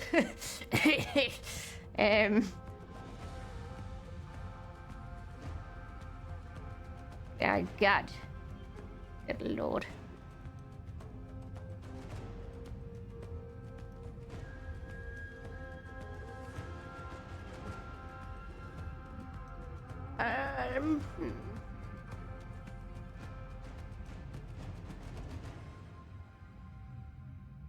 Okay. I do two things simultaneously. The first is, this is a risk, it might not work considering the circumstances here. I conjure a flaming sphere in the end of my staff and fling it as I turn into a direwolf simultaneously. And with the flaming sphere and the direwolf, we both interweave in a strange dance as we go barreling towards the Wendigo. As the flaming sphere goes straight for him. Dexterity saving throw. All right, let me get you a flaming sphere. And I am now a direwolf. Jilden beat any other creature. Oh, well, you're a direwolf now, I was going to say. Yeah. It would look almost elegant, but a total, like running Naruto No, running with no, a no. fireball. I am a direwolf, so All right. it does look elegant. Fuck you. I was actually going to comment how cool it looks in my mind, like an anime or something. All right. Yeah, you can move that flaming sphere around wherever you want. You can put the direwolf wherever you want. You should have control over Great. that. Excellent. Then, yes, we both go barreling towards it. I will, I actually stop short of it and skid to the side. I have 50 foot of movement speed, so I'm going to skid to the side just out of its reach as the spear comes towards it and smacks it straight in the face. Cool. All right. What do I need to do? What saves? Dex Any? save. A dex save. All right. 23. Yes, that will save. Okay. Actually has a wait, plus does it take half damage? 7 to his dex saves that I didn't add to Jeez. the lightning earlier on, so... Oh, it still takes half damage. Okay, well, I'll take it. It still takes 5 fire damage. 5 fire damage, alright. He's -2 on his dexterity saves, but I'd imagine a 21 still a save. He does have a -2, you're right. 21, remember that. You need to keep checking me on that, because I will forget. Right. I was thinking about it. Alright, and are you doing anything in direwolf form, or is that the end of your turn? No, I just skid past in a distraction. And I also, for those listening, I did fuck this spell up. Like, once again, it is supposed to be damage on the start of their turn, but we'll just leave it and assume that it does damage. Yeah, that's fine. That way next time. Cirrus. Yes. I'm going to cast another guiding bolt towards it. Okay. That is a miss. Dang. Yeah, I think this thing is sort of moving along. There's just all sorts of craziness going on, and this guiding bolt just strikes the stone of the forge next to it as it's kind of like jittering and moving in a weird way. Wait, Okay. doesn't guiding bolt give some sort of plus to hit for the next attack? No idea. No? It should do if it succeeds, yes. I think that's the first. Oh yeah, and the next attack roll made against this target before the end of your next turn has advantage. Before the end I of my think you next get turn, it. if I was doing a Yeah, second. but I think you get advantage because you hit it with the guiding bolt Last last time. turn, and no one's done an attack roll against it since then. Yeah, so you can Oh, roll it. really? Everyone's just cast spells. Can I? Yeah. Okay. Good shout. With advantage, yes. Just double, triple. No, check. you just get roll another it roll again. because you've already rolled. Oh, once, okay, so yep, You take okay. the higher of Oh, the yeah. two. Okay, well, I tried to help you. you tried. It was a good Yep, shot. You I just can't appreciate help it. yourself. You have to roll a that one every time. Natural 1, baby. We've been hitting them a lot the past few sessions. It's been Yeah. But getting them wild. out, you know. Sea of It's red. nothing with It's 20s. Ironic considering You where we knew are. the Sea of Red was coming, yeah. Mm-hmm. Okay, yeah, so this is a miss. What are you doing? You still have a bonus action? Maybe? Yeah, but I'm holding on to this shield of faith for Thrak. Seer, how is Seer looking? I look fine. I look like I'm about to run in. Okay, then yeah, that's it Okay. for me. I look like I always do. What's the rule on the flaming sphere? Can I walk through it? Yes. Alright. But, you can move away from it, yes. Okay, I'm going to have him keep wandering forward then. He will... Can I have a turn? No. Oh, sorry, I misread what you were on. Never mind. Yeah, your turn. Okay. Excellent. I'm so glad that you ran up to it. I'm going to cast Fireball. Great. Good luck. Why do you forsake me? So, yeah. Shoot Fireball out. It lands. Huge explosion. 13 on the deck save, which is actually an 11. Okay. Oh, shit, I need to deck save, don't I? Uh-oh. No. I'll position it so it doesn't need You just aim it behind it or something, yeah. Yeah. So misses the save, and I rolled pretty terribly on the damage. It's on the 18. Okay. 18 damage. Alright. Anything else on your turn? Nope, that's it. That's my turn.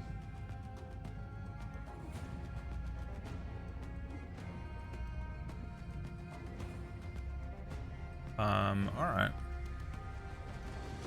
The Wendigo's turn. Yeah, so this creature is gonna move to here. The hell was that just moved? Oh, Tilda. It was Sorry, my- I thought yeah, it was me that did token. it. Oh, sorry. Alright, so how does this work here? This is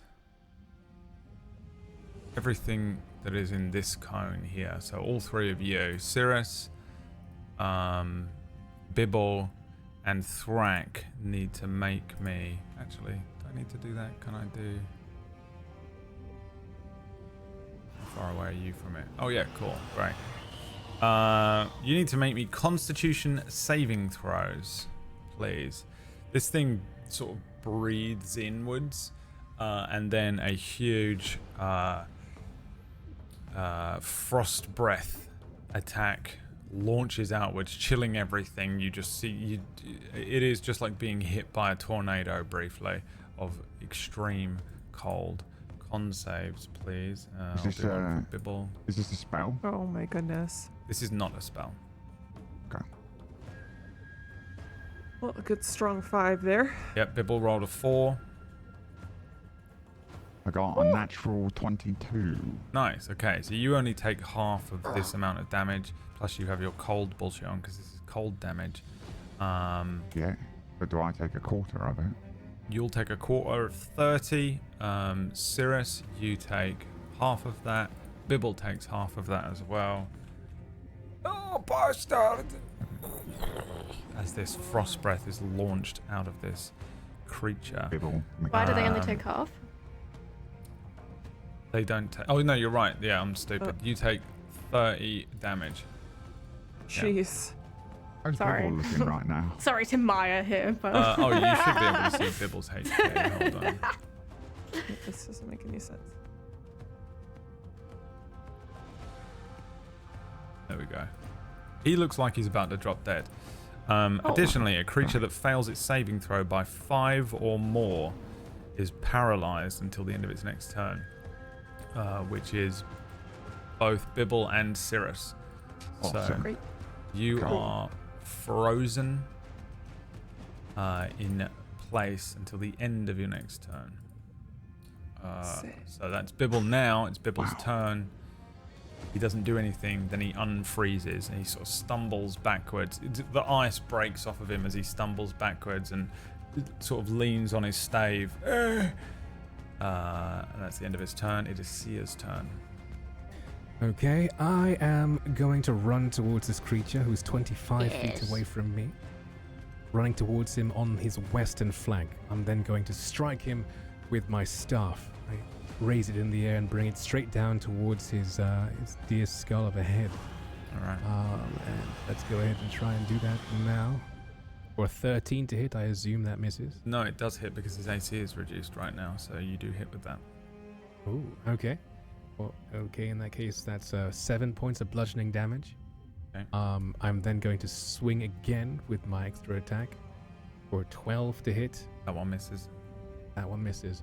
All right. I then, you see, as I approach, my expression is more or less neutral. However, the eyes on my forehead go from closed to almost like a sneer as I then go into a flurry of blows, expending 1 key point for an unarmed strike.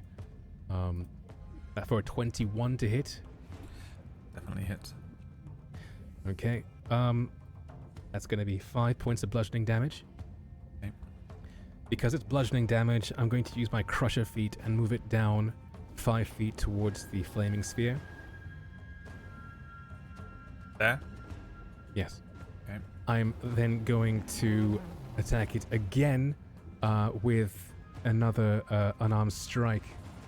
And let's go ahead and see how that goes. 9, that misses, I assume. Correct. And I shall then expend the rest of my movement to... No, in fact, no, I can't because I missed. All right, that's where I am. That's my turn. Okay. Okay. Give me a perception or a medicine check. Myself? Mm-hmm. Okay. Perception check. It is for another 8. I'm great at these. Never mind. Jilden, it is your turn. Wolf Jilden. Excellent. As Sia is battering this thing with his quarterstaff, I utilize that, and it's like some insane anime fight scene. This flaming sphere, Sia's stick, as I hop onto it nimbly and use it as a leverage to jump down upon the Wendigo and attempt to bite him. I also have pack tactics, but I don't need it because I got a natural 25. Dogs. Which is 10 plus 8 piercing, so 18. And a strength saving throw. Okay.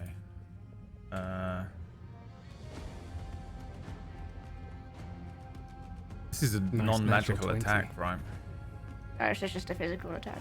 Yeah. So, yeah, you notice as you like dig your teeth into this thing that it doesn't do as much damage as you feel like it should do. This thing has got resistance to bludgeoning, piercing, and slashing damage from non-magical attacks. You are now aware So- of, Jilden. Wait, Point of no. order, This is my- magical. That's what I'm asking. Isn't it? Yeah. I don't know. Is it? Hang on, let me double check. There's something that happens where you're something magical, something. I think at both our levels right now, our moves constitute as being magical. At least mine does for my unarmed strikes now. Allow me to consult the You're book. definitely magical. Yeah. You were doing full damage. Yes. Starting at 6th level, your attacks in beast Yes. form count as magical for the purpose of overcoming resistance and immunity. Okay, cool. Yeah, then disregard all of that. You do 18 damage to it. Okay. And then a probably gonna strength have to be saving here. throw, please. Then a strength save. 17. 17. Probably made it. To be It honest. succeeds. It's a DC 13. Yes. 13. Yes. It succeeds. Okay. Okay, so it is not knocked prone. And then, yes, it is in range of the flaming sphere again, which is bobbing around again, just kind of weaving in and out. Yeah. And that is my attack. You can make me a perception or a medicine check as well. Yay! 18. You're watching some of the damage that you're doing to this thing as you tear its flesh. You see its flesh kind of knit back together as it seems to be slowly regenerating. This creature has a regenerative element.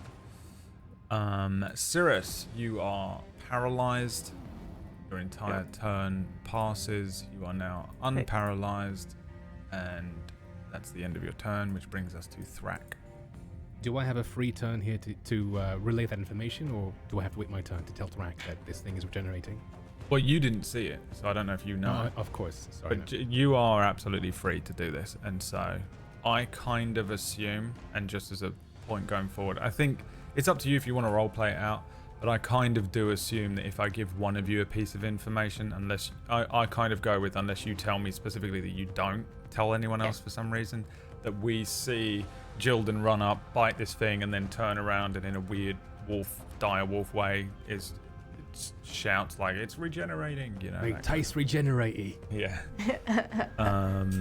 I hope I give you gut rot, or whatever he says. You remember that movie Dog Soldiers? No one in the world. He says something No like one that. knows It's what one the of my. hell he's talking about. He says this insane line as he's about to be eaten by a wolf, and like the thing grabs him. He's being eaten by a werewolf, and he's against the wall, and he's got the most London accent. He's like, I hope I give you gut rot, and then he gets eaten by the thing, and it made me laugh so much. I don't think that's even the line, but it's something like that, and it made me laugh so much. That is what I imagine will happen to Jordan in a minute when she gets eaten by this creature. Right. Your turn. Yeah, I'm gonna move back here, and I'll do a firebolt. Okay. Just a bit of fire comes out of the tip of my Firebolt, not a ball. Oh, bolt. Okay, I was looking at this like I don't know how you angle this one. I'm going to hit everyone with a spell. A little bolt of fire comes out of the tip of my staff, and it's a 15. 15 hits. 7 fire damage. You took damage, right? You both need to do concentration. Actually, Sirius, your concentration fully stops. Oh, yeah. Okay. Frank, it's slower concentration. Yeah, it is. You're This right. will still hit either way, but you've reminded me. It's Constitution, right? It's a con save, yes, sorry. Okay, it's broken. He's no longer slowed. Right. Because I'm a warcaster, I have advantage on Constitution saving throws, but because I was paralyzed, does that override the hit? Yeah, because you're not making a save, it just breaks it because you can no longer be cool. concentrating. It's the same as going down. Okay. Okay. Right, so yeah, you've still got a bonus action attack and movement. Yeah, no, I've got nothing. Okay. End of turn. Wendigo. Dex save, please.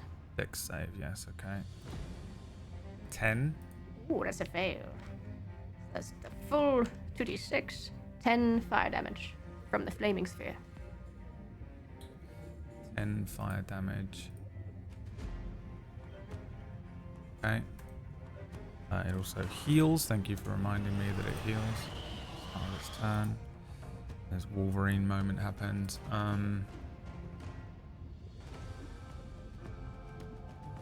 Alright.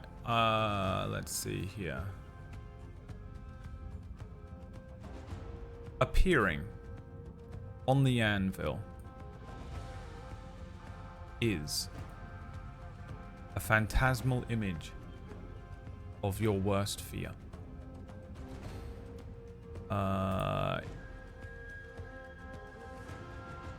Sia and Jilden. It's up to you if you want to tell us what that is, but you do need to make me a wisdom saving throw. I don't think I see anything. Oh, He has no fear. you know what? You know what? Fuck you. But I'm not gonna make you're immune to this fucking spell. That's so good. Hell yeah. That's a good plan. Do I roll as the wolf or do I roll as me for You've these? done this to yourself. So you roll as you for the wisdom. Okay, let's say 15. At 15, I think you make it as well.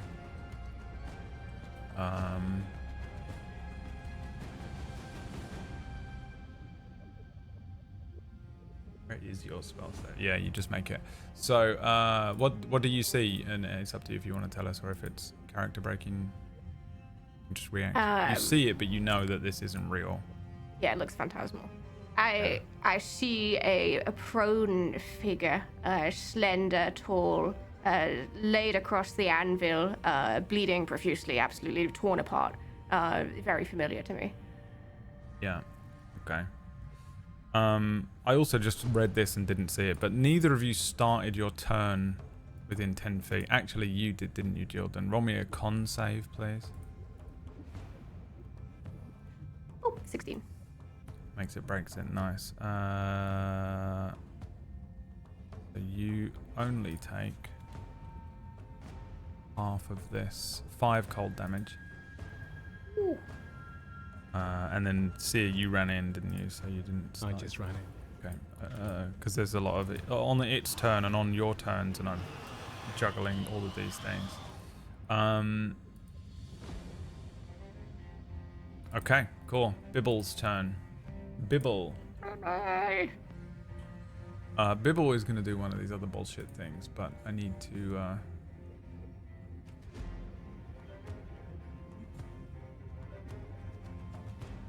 need to read it again.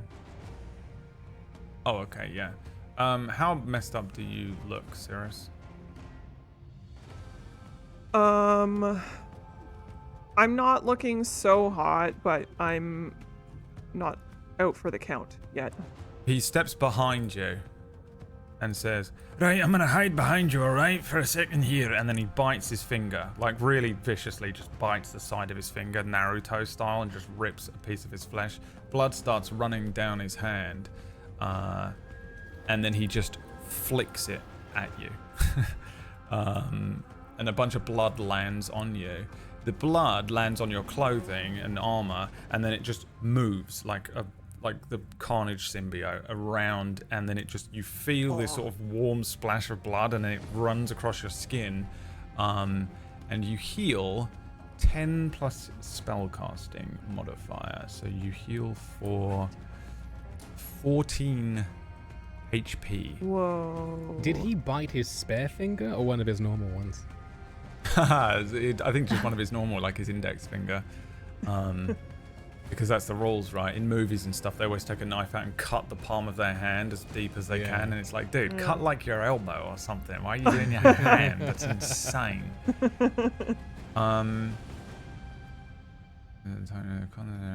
Okay, at the end of each of your turns, you need to make me a con save.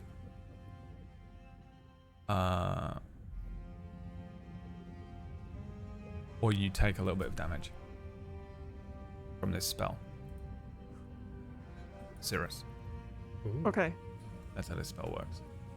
Okay. It heals you good, and then it slowly Drains you away. hurts you afterwards, yeah. I'm just trying to see how long it lasts. A minute. Okay, so for the next 10 turns, so just forever, basically. Okay. That's forever in D&D times. Okay, so that is his action. Do you have any bonus actions? Bibble. Yeah, I don't think so. Alright, that's his turn. Bibble, bibble. Sia, your turn. And you need to roll me a con save, please. One constitution save coming right up. 20. Nice. You take half of this, which is 5 cold damage. And that is because this thing has a chilling aura. That's just from being this close to it, by the way. He's pretty chill. Gotcha. He's chill. All right. Then I'm going to swing down on him with my quarterstaff for 22 to hit. 22 will definitely hit. Okay, that's 6 points of bludgeoning damage. And as per my crusher feat, I want to push him again away 5 feet away from me towards like the southeast. If possible. Yeah, there kind of That occupies works. the same space as Jildan, so it kind of needs to go there, I think. They can't Okay. occupy the same spot. All right. Then I'm going to swing down again with my quarterstaff for 21 to hit. 21 definitely hits, yeah. 10 points of bludgeoning damage. Okay. And then again, I throw my staff around me using that. Again, it's almost like it takes a life of its own as it like swings towards my back, and as I do, I turn, doing like a scissor kick for an unarmed strike. Like so for 13 to hit. I'm guessing that doesn't hit anymore because he's no longer slowed. Correct. Yeah. All right. As I miss, I land on my feet and punch outwards while in a long stance for my second punch for a 24 to hit. Yeah. That's going to be 5 points of bludgeoning damage. Now, as my fist connects, I'm going to extend my fingers out and push outwards again. This is for an open hand technique where now he needs to make a strength saving throw. 13. A 13 fails. He gets pushed 15 feet to the southeast. Is that there? Yes. All right, he's on the edge here as he sort of he pushes him back, and you see his claws, and not just the ones. This thing, I imagine this thing kind of looks like a death claw from Fallout in a way, but with just a death claw meets a Marowak. These horrible large feet. Horrific. I know, and Midjourney that, and its claws gripping at the edges here as the stone rakes away, and the you see it kind of like look backwards, and there's this drop down into the blood, but it remains standing here right on the very edge. Okay. I then run around the verge of its frost aura and stop somewhere here. That's my turn. Yeah. All right, Jilden, your turn. I press the attack, harrying the beast, Okay. and try and jump straight on its back. Okay. And once again, bite.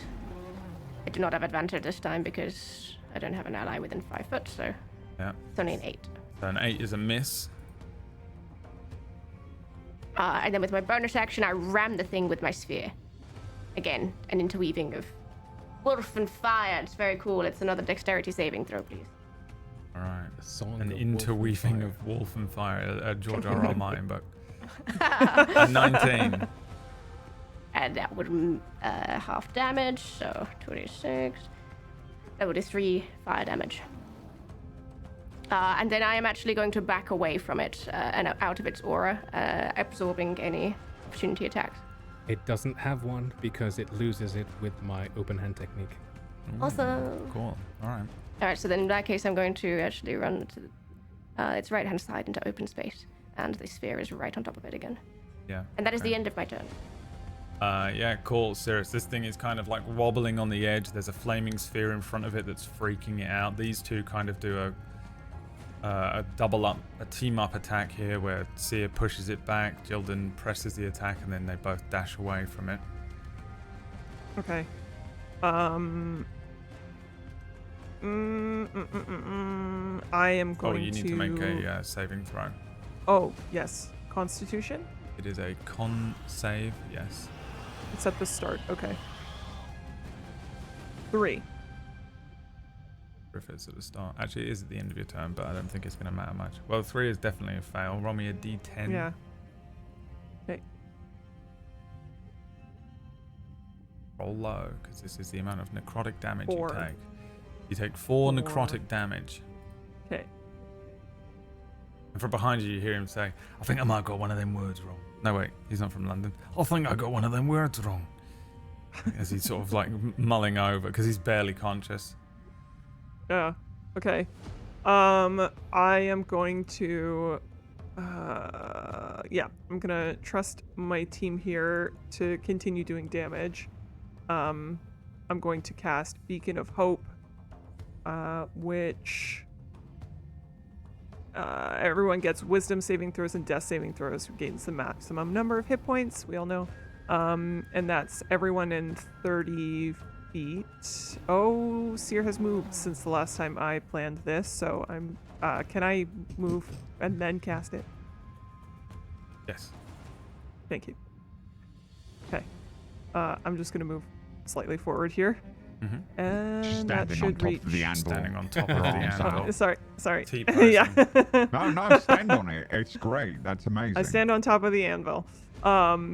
Cast Beacon of Hope. Ah, and then I then do Mass Healing Word. Everyone gets 7. Nice. I feel great. And that includes Bibble. Yeah. Good luck, Bibble. Wait, is 7 the maximum healing that can come from that? Everyone would get max. 8. Of a So mass gonna go healing 8. word. That would be 8, yeah. Okay, so 8, yeah. Add an extra one on. I don't think I'm within 30 feet of you, am I? No. Bibble's like unfortunately. sucking his finger and he's like, oh, you can heal. think it- All right. it's Well, full that's, HP anyway. oh, Oh, yeah. that's right. Neither am I. Always much better than what I can do. I thought you were gonna die. Okay, anything else on your turn? No, that's everything. Alright, Thrak. Your turn. Yeah, I'm gonna cast magic missile, but I'm gonna do it at spell level 2. So 4 darts come out of the end of my staff.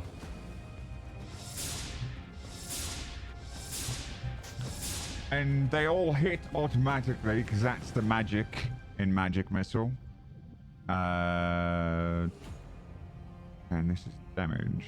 2, 3, 4, 4. So 13 damage. Okay. 13 damage.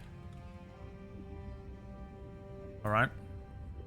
And that's it. Actually, no, I will move. This feels stupid, but I'm gonna do it. I'm gonna move back to where I was. And he's just gonna come up and freeze us all in place again. Yeah, go ahead, do your worst. Okay, let's see here. Who has... Alright, first of all I need to do a flaming sphere thing, right? Yeah, no. Okay, so I am fucking this up every time. But it's if it ends its turn in the space, then it will take the damage, which it Right. did last time, so that's Okay, fine. okay. Or if I ram you, or both. Right. Yeah, I don't think it really sees the wolf as much of a threat. I don't think it knows what to make of the flaming sphere, so I think it's obviously going to step away from that ledge, my friend. Step over here a little bit, and then I guess I'll see if this recharges first. No. Okay. Sia, Yes. you alone must make me... I think a con save. I don't know why I con save? can't access his spells. This is a spell, by the way, Orcish, if you asked me earlier on. Yeah, that was for if he was slowed, but he's not anymore. Okay. You actually have to roll. Right. Con save. Sia. Okay, 1 con save coming right up. I'm good at these. 9. A 9. Okay, so you will take 34 damage as another sort of... This is the Cone of Cold spell, but it's essentially the exact same as its Frost Breath. You see this creature sort of pick up some of that cold, and it rushes out towards you as it starts moving towards you as well. As it moves towards you, and just as you sort of recover from this Cone of Cold, it's kind of on top of you here. Okay. But that is the end of its turn. Bibble. I don't think he can do any of his blood spells right now.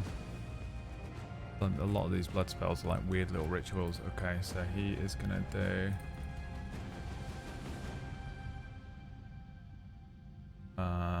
I wonder if, you know what? I'm just gonna roll for how scared he is right now of this creature.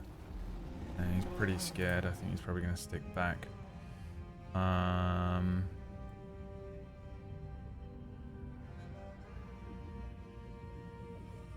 does this one do? 60 feet. Cool. Alright, he can launch some blood at it. Let's go with this. Dex save. 24, forget it. You see Bibble's, like, he whirls his staff around and then launches sort of like what looks like burning blood out towards the creature. It lands and rains and peppers the area, kind of burning in an almost acidic way. Little bits of smoke coming up from the blood that lands around the Wendigo, but the spell is ineffective. That's the end of his turn. Sia, your turn. Okay, I take it I have to roll a Constitution save now, right? Correct. 20. Okay, you only take half of this 10. Ooh. If I didn't succeed, I would have been down.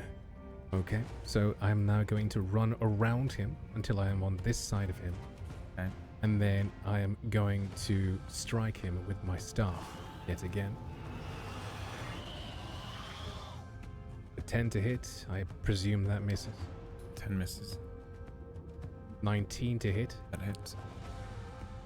5 points of bludgeoning damage, and he is moved 5 feet to the southwest.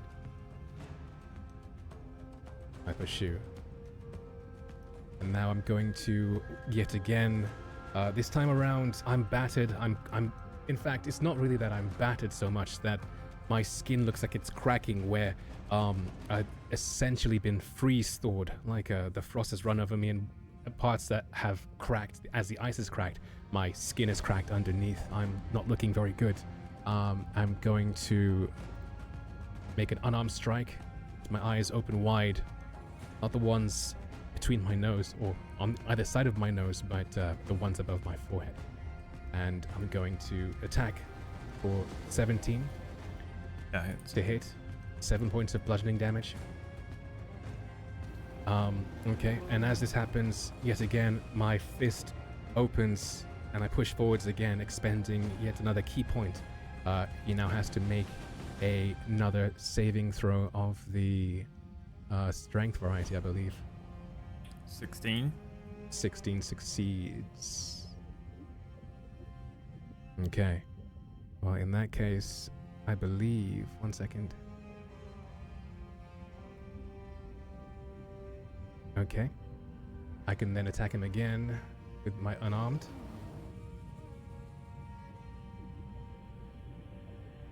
For a 20 to hit. Mm-hmm. 7 points of bludgeoning damage. And he has to make yet another one as I expend, I believe... 25. Oof, 25. Okay, alright, he is standing strong. And that is the end of my turn. I shall try. I'll try and run this way. I'll just run north, away from him. He does get an opportunity attack. He does. Okay. Yes. Give me pack tactics, you bastard. 18 versus your AC. Okay, you hit me. You could 14 have let me know before. piercing damage. What? Let you know could have what. table talked me. Me? No. Leah. With What? the pack tactics. Oh, I told You you could have last time. table talked me into it. I told you. I said I don't get pack tactics because none of my allies are within 5 feet of me. You take 14 piercing damage. Oh my gosh. I'm down. On top of Does that, he have an opportunity attack? What did you do last time that stopped you from having it? I succeeded my pushback attack. Right. yeah, Okay, right, I see. which means you're actually here where you tried to run. So down, but also make me a con save. As you sort of turn to flee, you recognize this creature does like one of those weird jerks and just sort of it moves in such an unpredictable way that you go to move and then you look down and it's actually bitten into your thigh. Okay.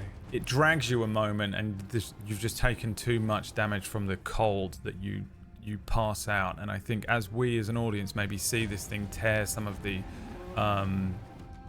flesh from your thigh, It lets go, but you recognize there's a sort of a twisted magical energy that seeps 13. into your body. You are cursed with supernatural hunger. You cannot regain hit points and have disadvantage on wisdom saving throws. The curse lasts until removed by a remove curse spell or similar magic. Nice. Oh no. Not good. Jilden, it's your turn. Can I ask a question? Just because I'm a bit ignorant of how curses work in D&D. Does the spell magic work for that? I don't think it does, but I'm not No, sure. it doesn't. It's a curse, but that means I'm dead because I've been taken to 0 and I'm cursed. I can't be healed, so I'm dead. Or you can make your death Wait. saves. Hold on. Okay, you're not. Oh, hold on. The immediate fear is Oh, what a slipping in. shame. I can. Yeah, I'm actually not that I bothered. Have him make another character that I can actually stand, please. Oh my gosh. Would spare the dying prevent, like, it would make him stable, so he is good until I can remove the curse. Who knows? Correct. I am yes. now unconscious. Okay. You can also 'Cause do manual stabilization in this with a medicine check. Okay. You Because gotta I get to him. can. Yeah, I have removed curse. It's just not. It's not prepared, so it would have. I don't know the fuck to do. But yeah, okay. I have to get to him. You got to get to him for a Why is he- manual. So anyone can stabilize someone with a medicine check. So it's Okay. it's essentially just wild RP, med RP. You just have to run up to them Yeah. and Okay. right /me packs wounds, and then that's what. Yeah. That's Okay. how you're immediately healed of any wound that you could possibly ever have for some reason. If you make that check, if you fuck that check up, you will potentially do more damage though. And also, spare the dying is literally it just instant stabilization. I think I haven't seen the spell in a while, but spare the dying 5e. Let's see. You do have to touch him. You touch a living creature that has 0 hit points. The creature becomes stable, so it just stops him from bleeding out and dying. Yeah. Yeah. Okay. Yep. That's It what stops you him gotta from having to do death saves. Is Correct. really what that is. Yeah. Okay. do. Yeah, you can be at 0 hit points and be stable. If he gets 3 successes on his hit point, his death saves, he becomes stabilized. That's what happens there. Got it. Okay. And you can stay in that state forever, basically. You know. Okay. Cool. to a degree. Good to know. Okay. It is Jilden's turn. You see Seer thrown to the ground by this creature. This creature doesn't do the animalistic thing of like trying to eat him either. It immediately just like lifts its head up and starts scanning for the rest of you. It doesn't seem to be interested in like consuming Seer. This thing is actually just trying to kill you, maybe for fun, or maybe it eats later or something. But it's immediately forgotten about Seer right now. I don't think I changed my tactics. In fact, I use my bonus action to rear the sphere back and I ram it once again. Which, again, another dex save. 23. There's 4 fire damage in that case. And I will... Yes, hang on, I'm gonna check my distance. Yes, we're fine. Run at it and leap at it. And attempt to bite it once again. That's a natural 20 again. Big hitter. Ooh. For 10 piercing damage and a strength saving throw, please. Okay. 21 on the strength save. Yeah, that succeeds. Okay.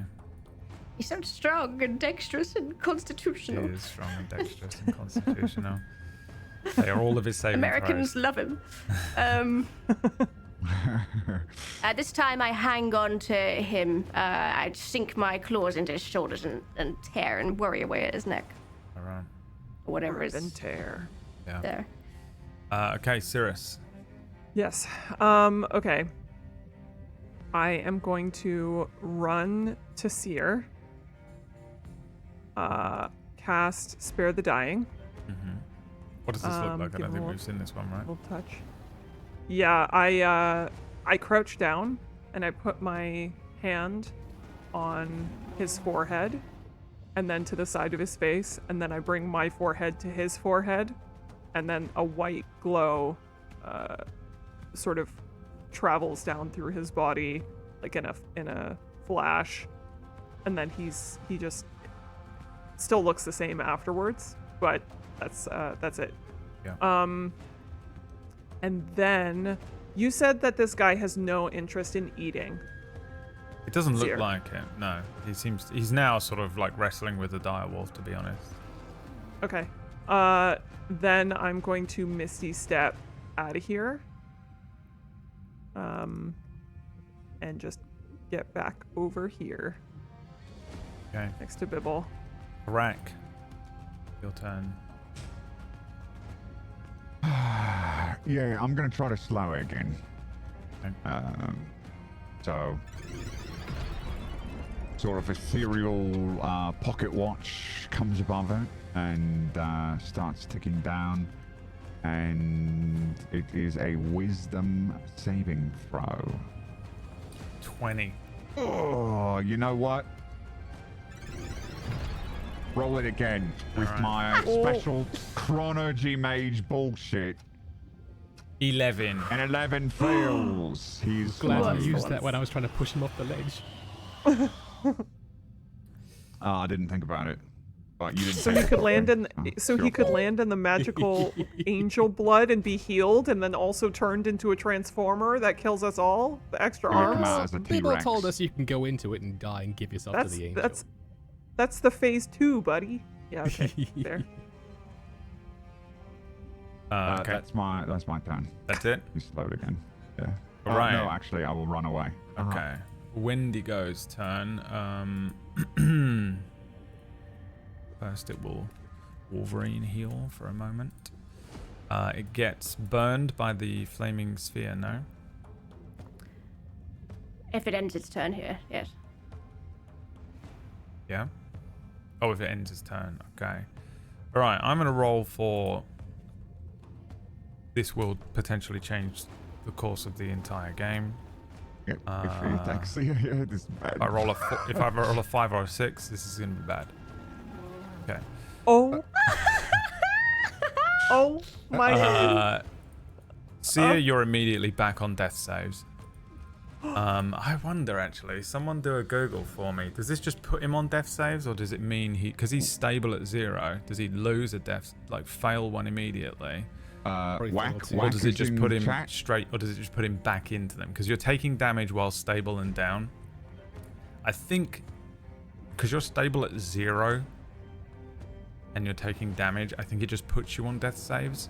That makes sense to That's me. what I would roll, but I'm not 100% sure. And Jildan, you need to make me a con save, please. Okay. What did you do to him? Because the amount of damage matters as well, right?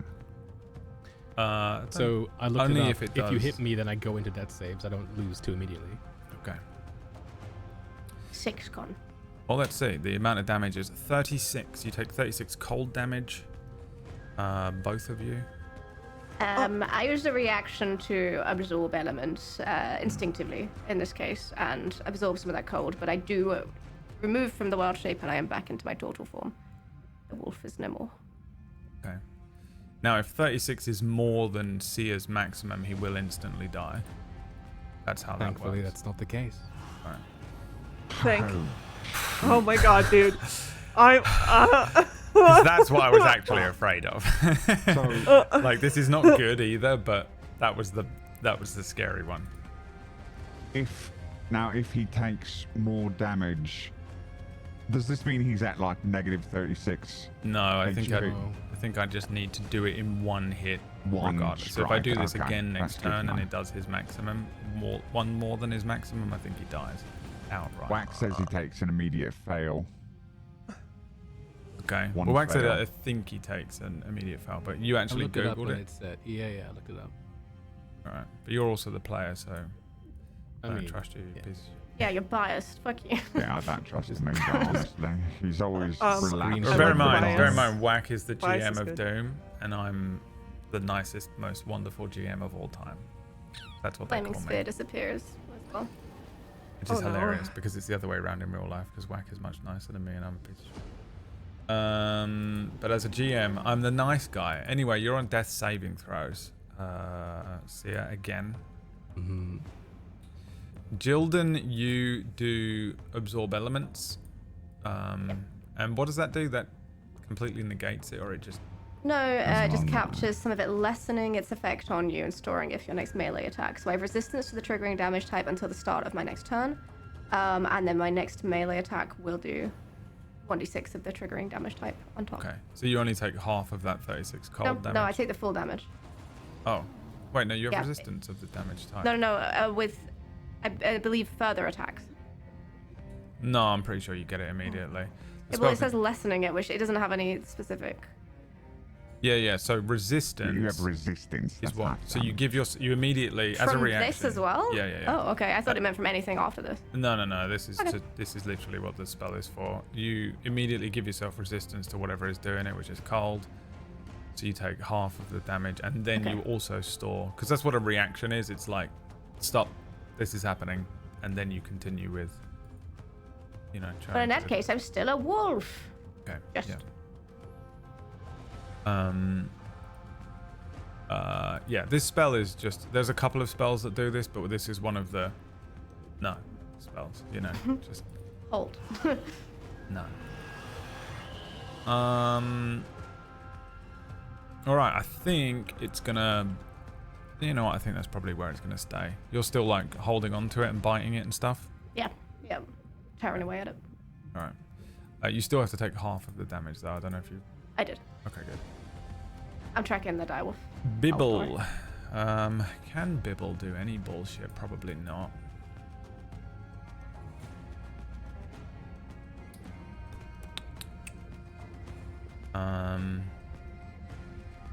Yeah, I don't think any of his blood magic is going to help right now. I think he just needs to do some damage.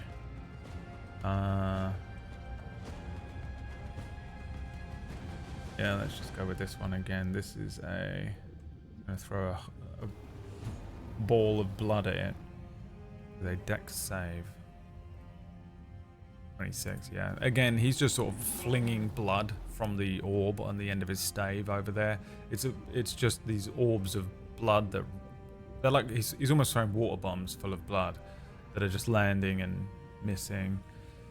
Sia, a death saving throw, please. Okay. A Don't death roll a saving one. throw. Okay. One moment, please, caller. Death saves are here. 12. So that's a Make. save. Yeah.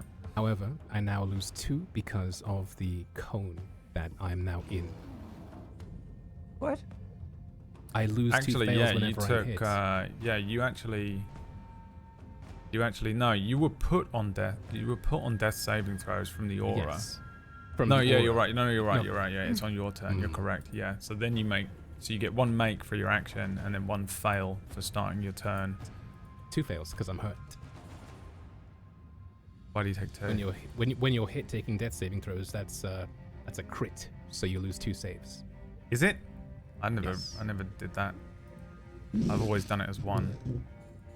But you weren't hit on the death saves. You went to your death saves because you were hit.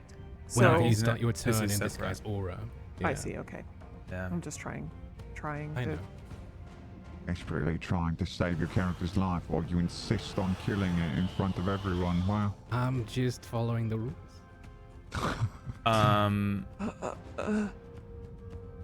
Yeah, I feel like that is not the rule, but Someone says only if it's a melee attack at melee range. yeah, I think that is it. But even then, I've never had that rule. So if you take damage while you're downed, it's only 1 death save. I'm not doing. I don't get into any of that. It is technically a crit. Bullshit. Okay. Okay. That's for So bastard apparently GMs. it's only a crit if it's a sword or something. Okay, then it's only 1 fail. Yeah, and even Yeah, then, 'cause I like- won't have that. I don't do that rule anyway, because that's just. All right. I mean, I guess maybe I You will. don't salivate killing your players with a sword in Not front of them as really, you no. describe every last detail. Yeah, No, okay. Some GMs absolutely love it, don't they? But Yeah, okay, then I'm down to Looking at one. the chat right now, some GMs absolutely love it. Yeah, I see them in there. And his name's Wax Steven. Where is he? He's in there. Is He's that creeping your around. name? Wax Steven is the Wendigo underneath the skull. So Wendigo okay, played so by you get Wax Steven. 1 make and 1 fail then. Right. And it is Jilden's turn. Okay.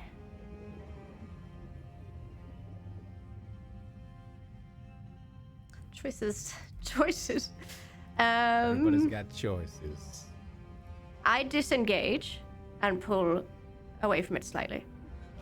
Okay. Oh, you need to roll con save. Yes, what is this for? When you start your turn in the aura. Yeah. 18. 18 is a make, so you only take half of this amount of cold damage. 15, so 7. Okay. And yes, I back off in the hopes that it will try and retaliate and hit me. Oh, you want it to try and get you. Oh, yes. Okay. 22. Yes, that'll make. All right. 17 piercing damage. You also need to make me a con saving throw.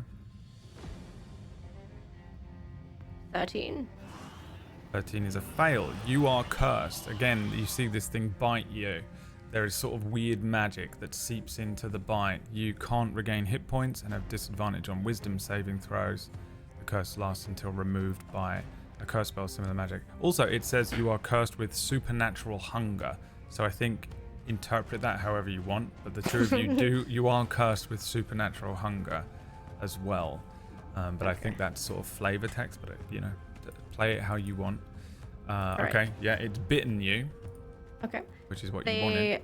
I am no longer a direwolf. I have reverted back to a Jilden form. And I rush back as far away as I can get, and I will use Thorn Whip, which is a melee spell attack. Please hit, please hit, please hit, please hit. It's 18. 18 does hit. That is 9 piercing, and it is pulled 10 feet towards me and away from Seer. Okay. Nice. And additionally, I will use a bonus action healing word to heal Seer. Okay, yeah. It does You understand nothing. the mental Wow. gymnastics I was He's trying cursed. to do He's to cursed. get away. Table talk. He's cursed if you can't heal him. Will he stabilize, or will it he stabilize? I do have no nothing. idea. just do nothing? I at all? don't think Nothing. healing. Yeah. I think he needs Okay. I think he needs the decast first. Well, I can Okay. spare the dying again. Yeah, it just like keeps him from the death saves, but he can't heal at all. Yeah. That's fine. Okay. Well, the main thing was getting it away from him, so. Yeah. Basically have to long rest so that I can. Oh, 'cause Yeah, you we have don't to keep it him memorized. I don't have it prepared. So I have it. Oh, Don't have it God. prepared. So we're gonna have to I don't know. We're gonna have to keep him spared the How many dying spell for slots as do you long have as left? possible. How many turns do we have until he is fine? No, don't tell me that. 2, continue. I think. If I roll a nat 1, then my turn. Oh my god. Right, Okay. we need to hold kill on. this thing. It's That's just- what has to happen. Yeah, kill the thing. Okay. Cirrus, it's your I'm turn. manic. Okay, I am going to. I'm manic. I'm I am manic. Okay, I'm running 30 feet over to him. I cannot reach him to do spare the dying because I misty stepped too far away, which is awesome. I love me for that. But I will cast Sanctuary on him. So until the spell ends, any creature who targets the worded creature with an attack or harmful spell must first make a wisdom saving throw. Lose the attack or spell, blah, blah, blah. It's just basically make sure that he doesn't get hit again, hopefully. Okay. And is there anything else that I can do? I forgot to add my 1d6 cold from the absorbing elements. I just realized. Because it was a melee spell attack, so Okay. it counts, which is 4 Yeah. cold damage. You can tell that cold damage is not effective against this creature, but it does do 2 damage. So bad. How Really doesn't help. does... Then I'm also going to cast Sacred Flame on it. Why not? It's a 16. Dex save first. 15. It makes it breaks it. Okay. So it does nothing. Okay, great. Okay, cool. That's it. Thank you. That's it. Yeah, that's it. Okay, Thrak. I think. How... I would like to know, can I study how injured it is without using an action? But how's it looking? Is it bleeding out of its mouth? Well, this is the thing. Is Okay. that it's regenerating. Right. But it's really hard to see, which is why I'm only giving it to the people that have been in melee range with it. Really close, so I have no Because idea. this thing looks weird, and it really doesn't look like it's injured at all from far Okay. away, because of the way it looks, because it just looks like a horrible, it almost looks like an undead creature. It's like a horrible, monstrous thing. So yeah, I don't think you can tell without an action. You can use an action, and I'll let you do a sort of rudimentary Libra, Final Fantasy Libra.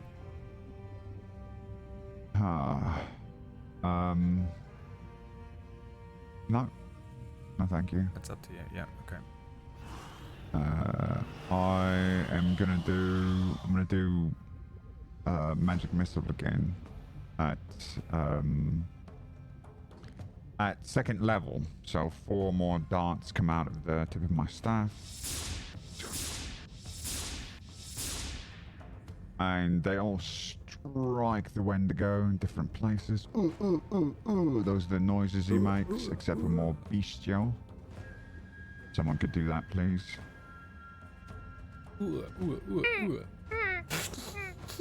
Nice, excellent. 13 damage. 13 damage. Okay. That's good.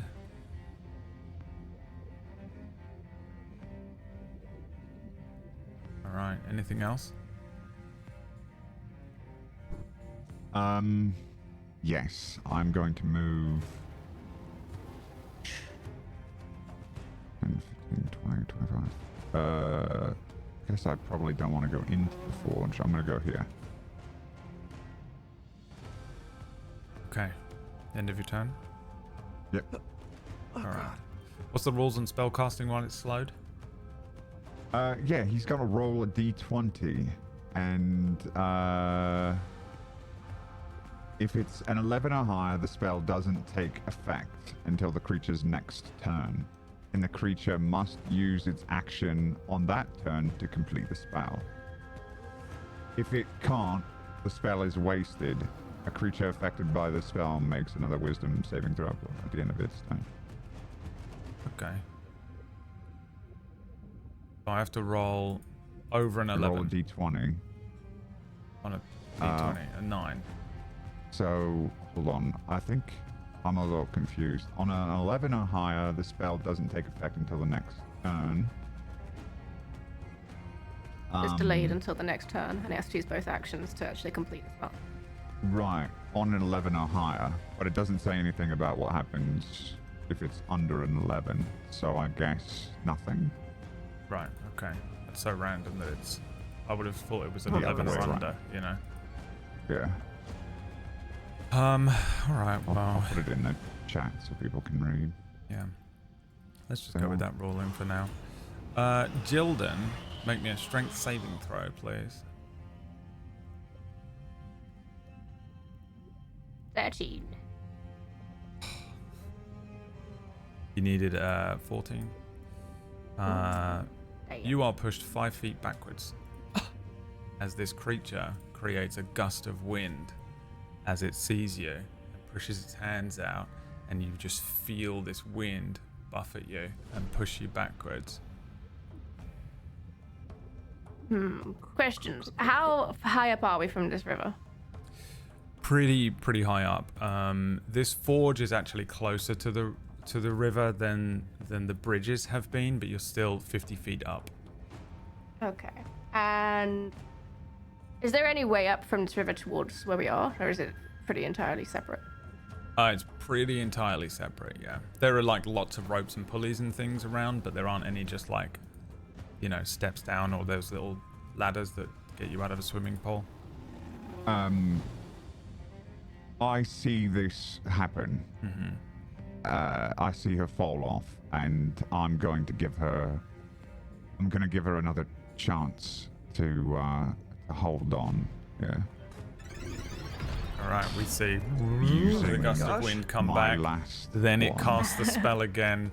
Jildan pinwheeling her arms and stuff, but give me another strength save.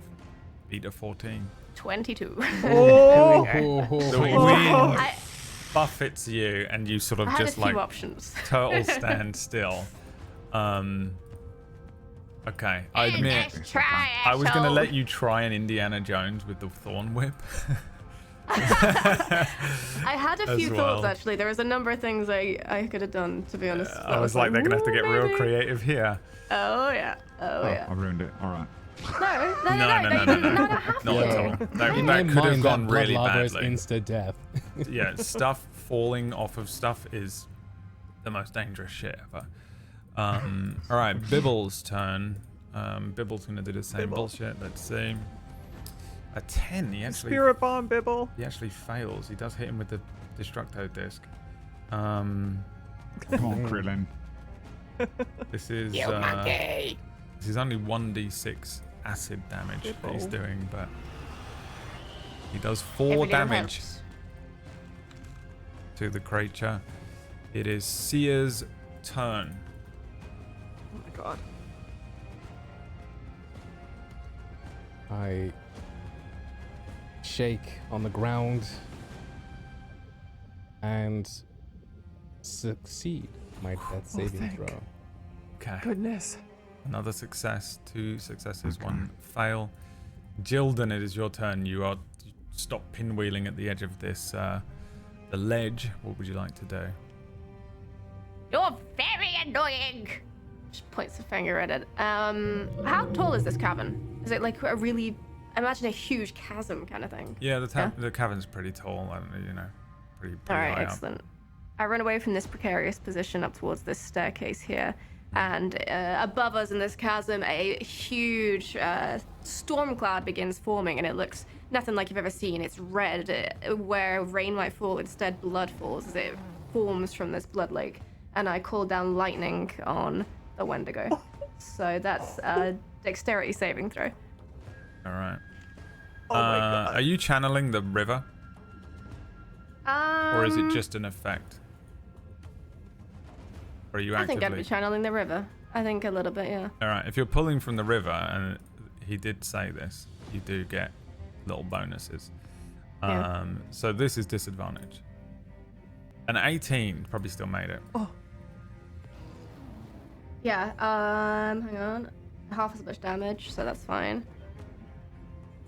You got any more of those chrono buttons? Sorry, that's so it takes half of that. -2 on the Yes. dex. It's a save. -2, so it's a 16. Still, no. Okay. My DC is not great. It has unfortunately. it has 4 HP. No, it has 6 HP. So how do you kill it? Yes. Oh! This lightning, and it's like blood lightning. It's bright red. It comes down from this chasm sky and strikes the Wendigo. And instead of dissipating, it stays in place. This blood lance that goes all the way up to the chasm, and the entire thing is petrified. Holy shit. Oh my god. We Petrified need, like, Wendigo. the most hardcore to metal be- fucking to be guitars clear. to come in. To be clear, a Wendigo has just been petrified by blood from a Blood blood lightning. god. Blood Holy lightning from Blood the and blood god. lightning. That wouldn't have any Okay. ramifications in the future, I'm sure. Right. That's the coolest thing you've ever done in your life. Yeah, that was Cool. unbelievably metal, dude. Yeah. Damn. Holy. Yeah. the most metal thing you've ever seen in your life happens, and Bibble sort of like standing there watches this whole thing happen and looks at the Wendigo and says, "Oh, you did it! Oh, bastard things, eh? I normally just run. You're quite strong," he says to you, Jildan. I'd like to go up to this petrified Wendigo and try and take its, like, the face of the skull off it. Just Yeah, pull it off. absolutely, you can do that. Are you gonna wear it? Yes. Oh my god, dude! You look like the fucking cultist from Alan Wake 2. Oh, dude. Nice. It's got little horns attached to it still, so. Yeah, absolutely. And then I will silently go and stand next to Seer and just look over him. Bibble Yeah, sort of just like falls cartoonishly onto his butt and just like leans against the nearest like wall and just lets his staff hit the ground, and he's just sort of catching his breath. Yeah, I run over to Seer and I cast Spare the Dying. And I look to the others and I say, I can cure the curse, but I need to rest. I have to prepare it. Okay. So we rest here. Oh, I don't know if we should rest here. It's pretty dangerous. In case you hadn't. It's not the only one. There's loads of them. It's an infestation. Can we move him safely while he's spared while he's I don't know, like the rules around like moving. I mean, yeah, you can. It's the injured. It's difficult to move him. I guess here's the thing: when you I'll were cast dragging, levitate on him. when you were dragging Thrak across the plains, Yeah. and I just sort of forced this upon you in between sessions, but I imagined that you'd built this sort of makeshift thing that was just like 2 logs with the pelt between it, and then you put him in it, and it was just a stretcher that you dragged along or carried between the two of you. Do you still have that? We wouldn't have gotten rid of it. Right. I think but we'd be carrying everything Thrak's with pelt us. is on it. Is part of the yeah, I stretcher. wouldn't. I'm not very No, big. no, as I'd a be wearing drow, I'm that. 5'5" at most. Could Thrak just pick you up and we I can't. could You just- can't just I can toss him levitate over your him. shoulder. He's like, You can Well, levitate. actually, I don't have levitate memorized, but There's another bullshit spell where you can just create a disc, or it's called something like a floating disc, Tensor's floating disc or something like that. That's it. I don't have that. It's do make have a- something into one of those Star Wars, you know, like everything just, they're pushing stuff around and they don't have wheels, but they push everything on a floating, whatever it's called. I ran a If Star we Wars did a campaign last year and I can't remember a single thing from it, but you can tune in, you can watch that on the VODs if you want. It's called Rise of the Apprentice. It's really good. Yeah, it was really good. It's really, really good. It's all thanks to thanks to Booster Greg. Thanks to I really think it was the players that really brought that one together. 3 of them. Personally. Yeah.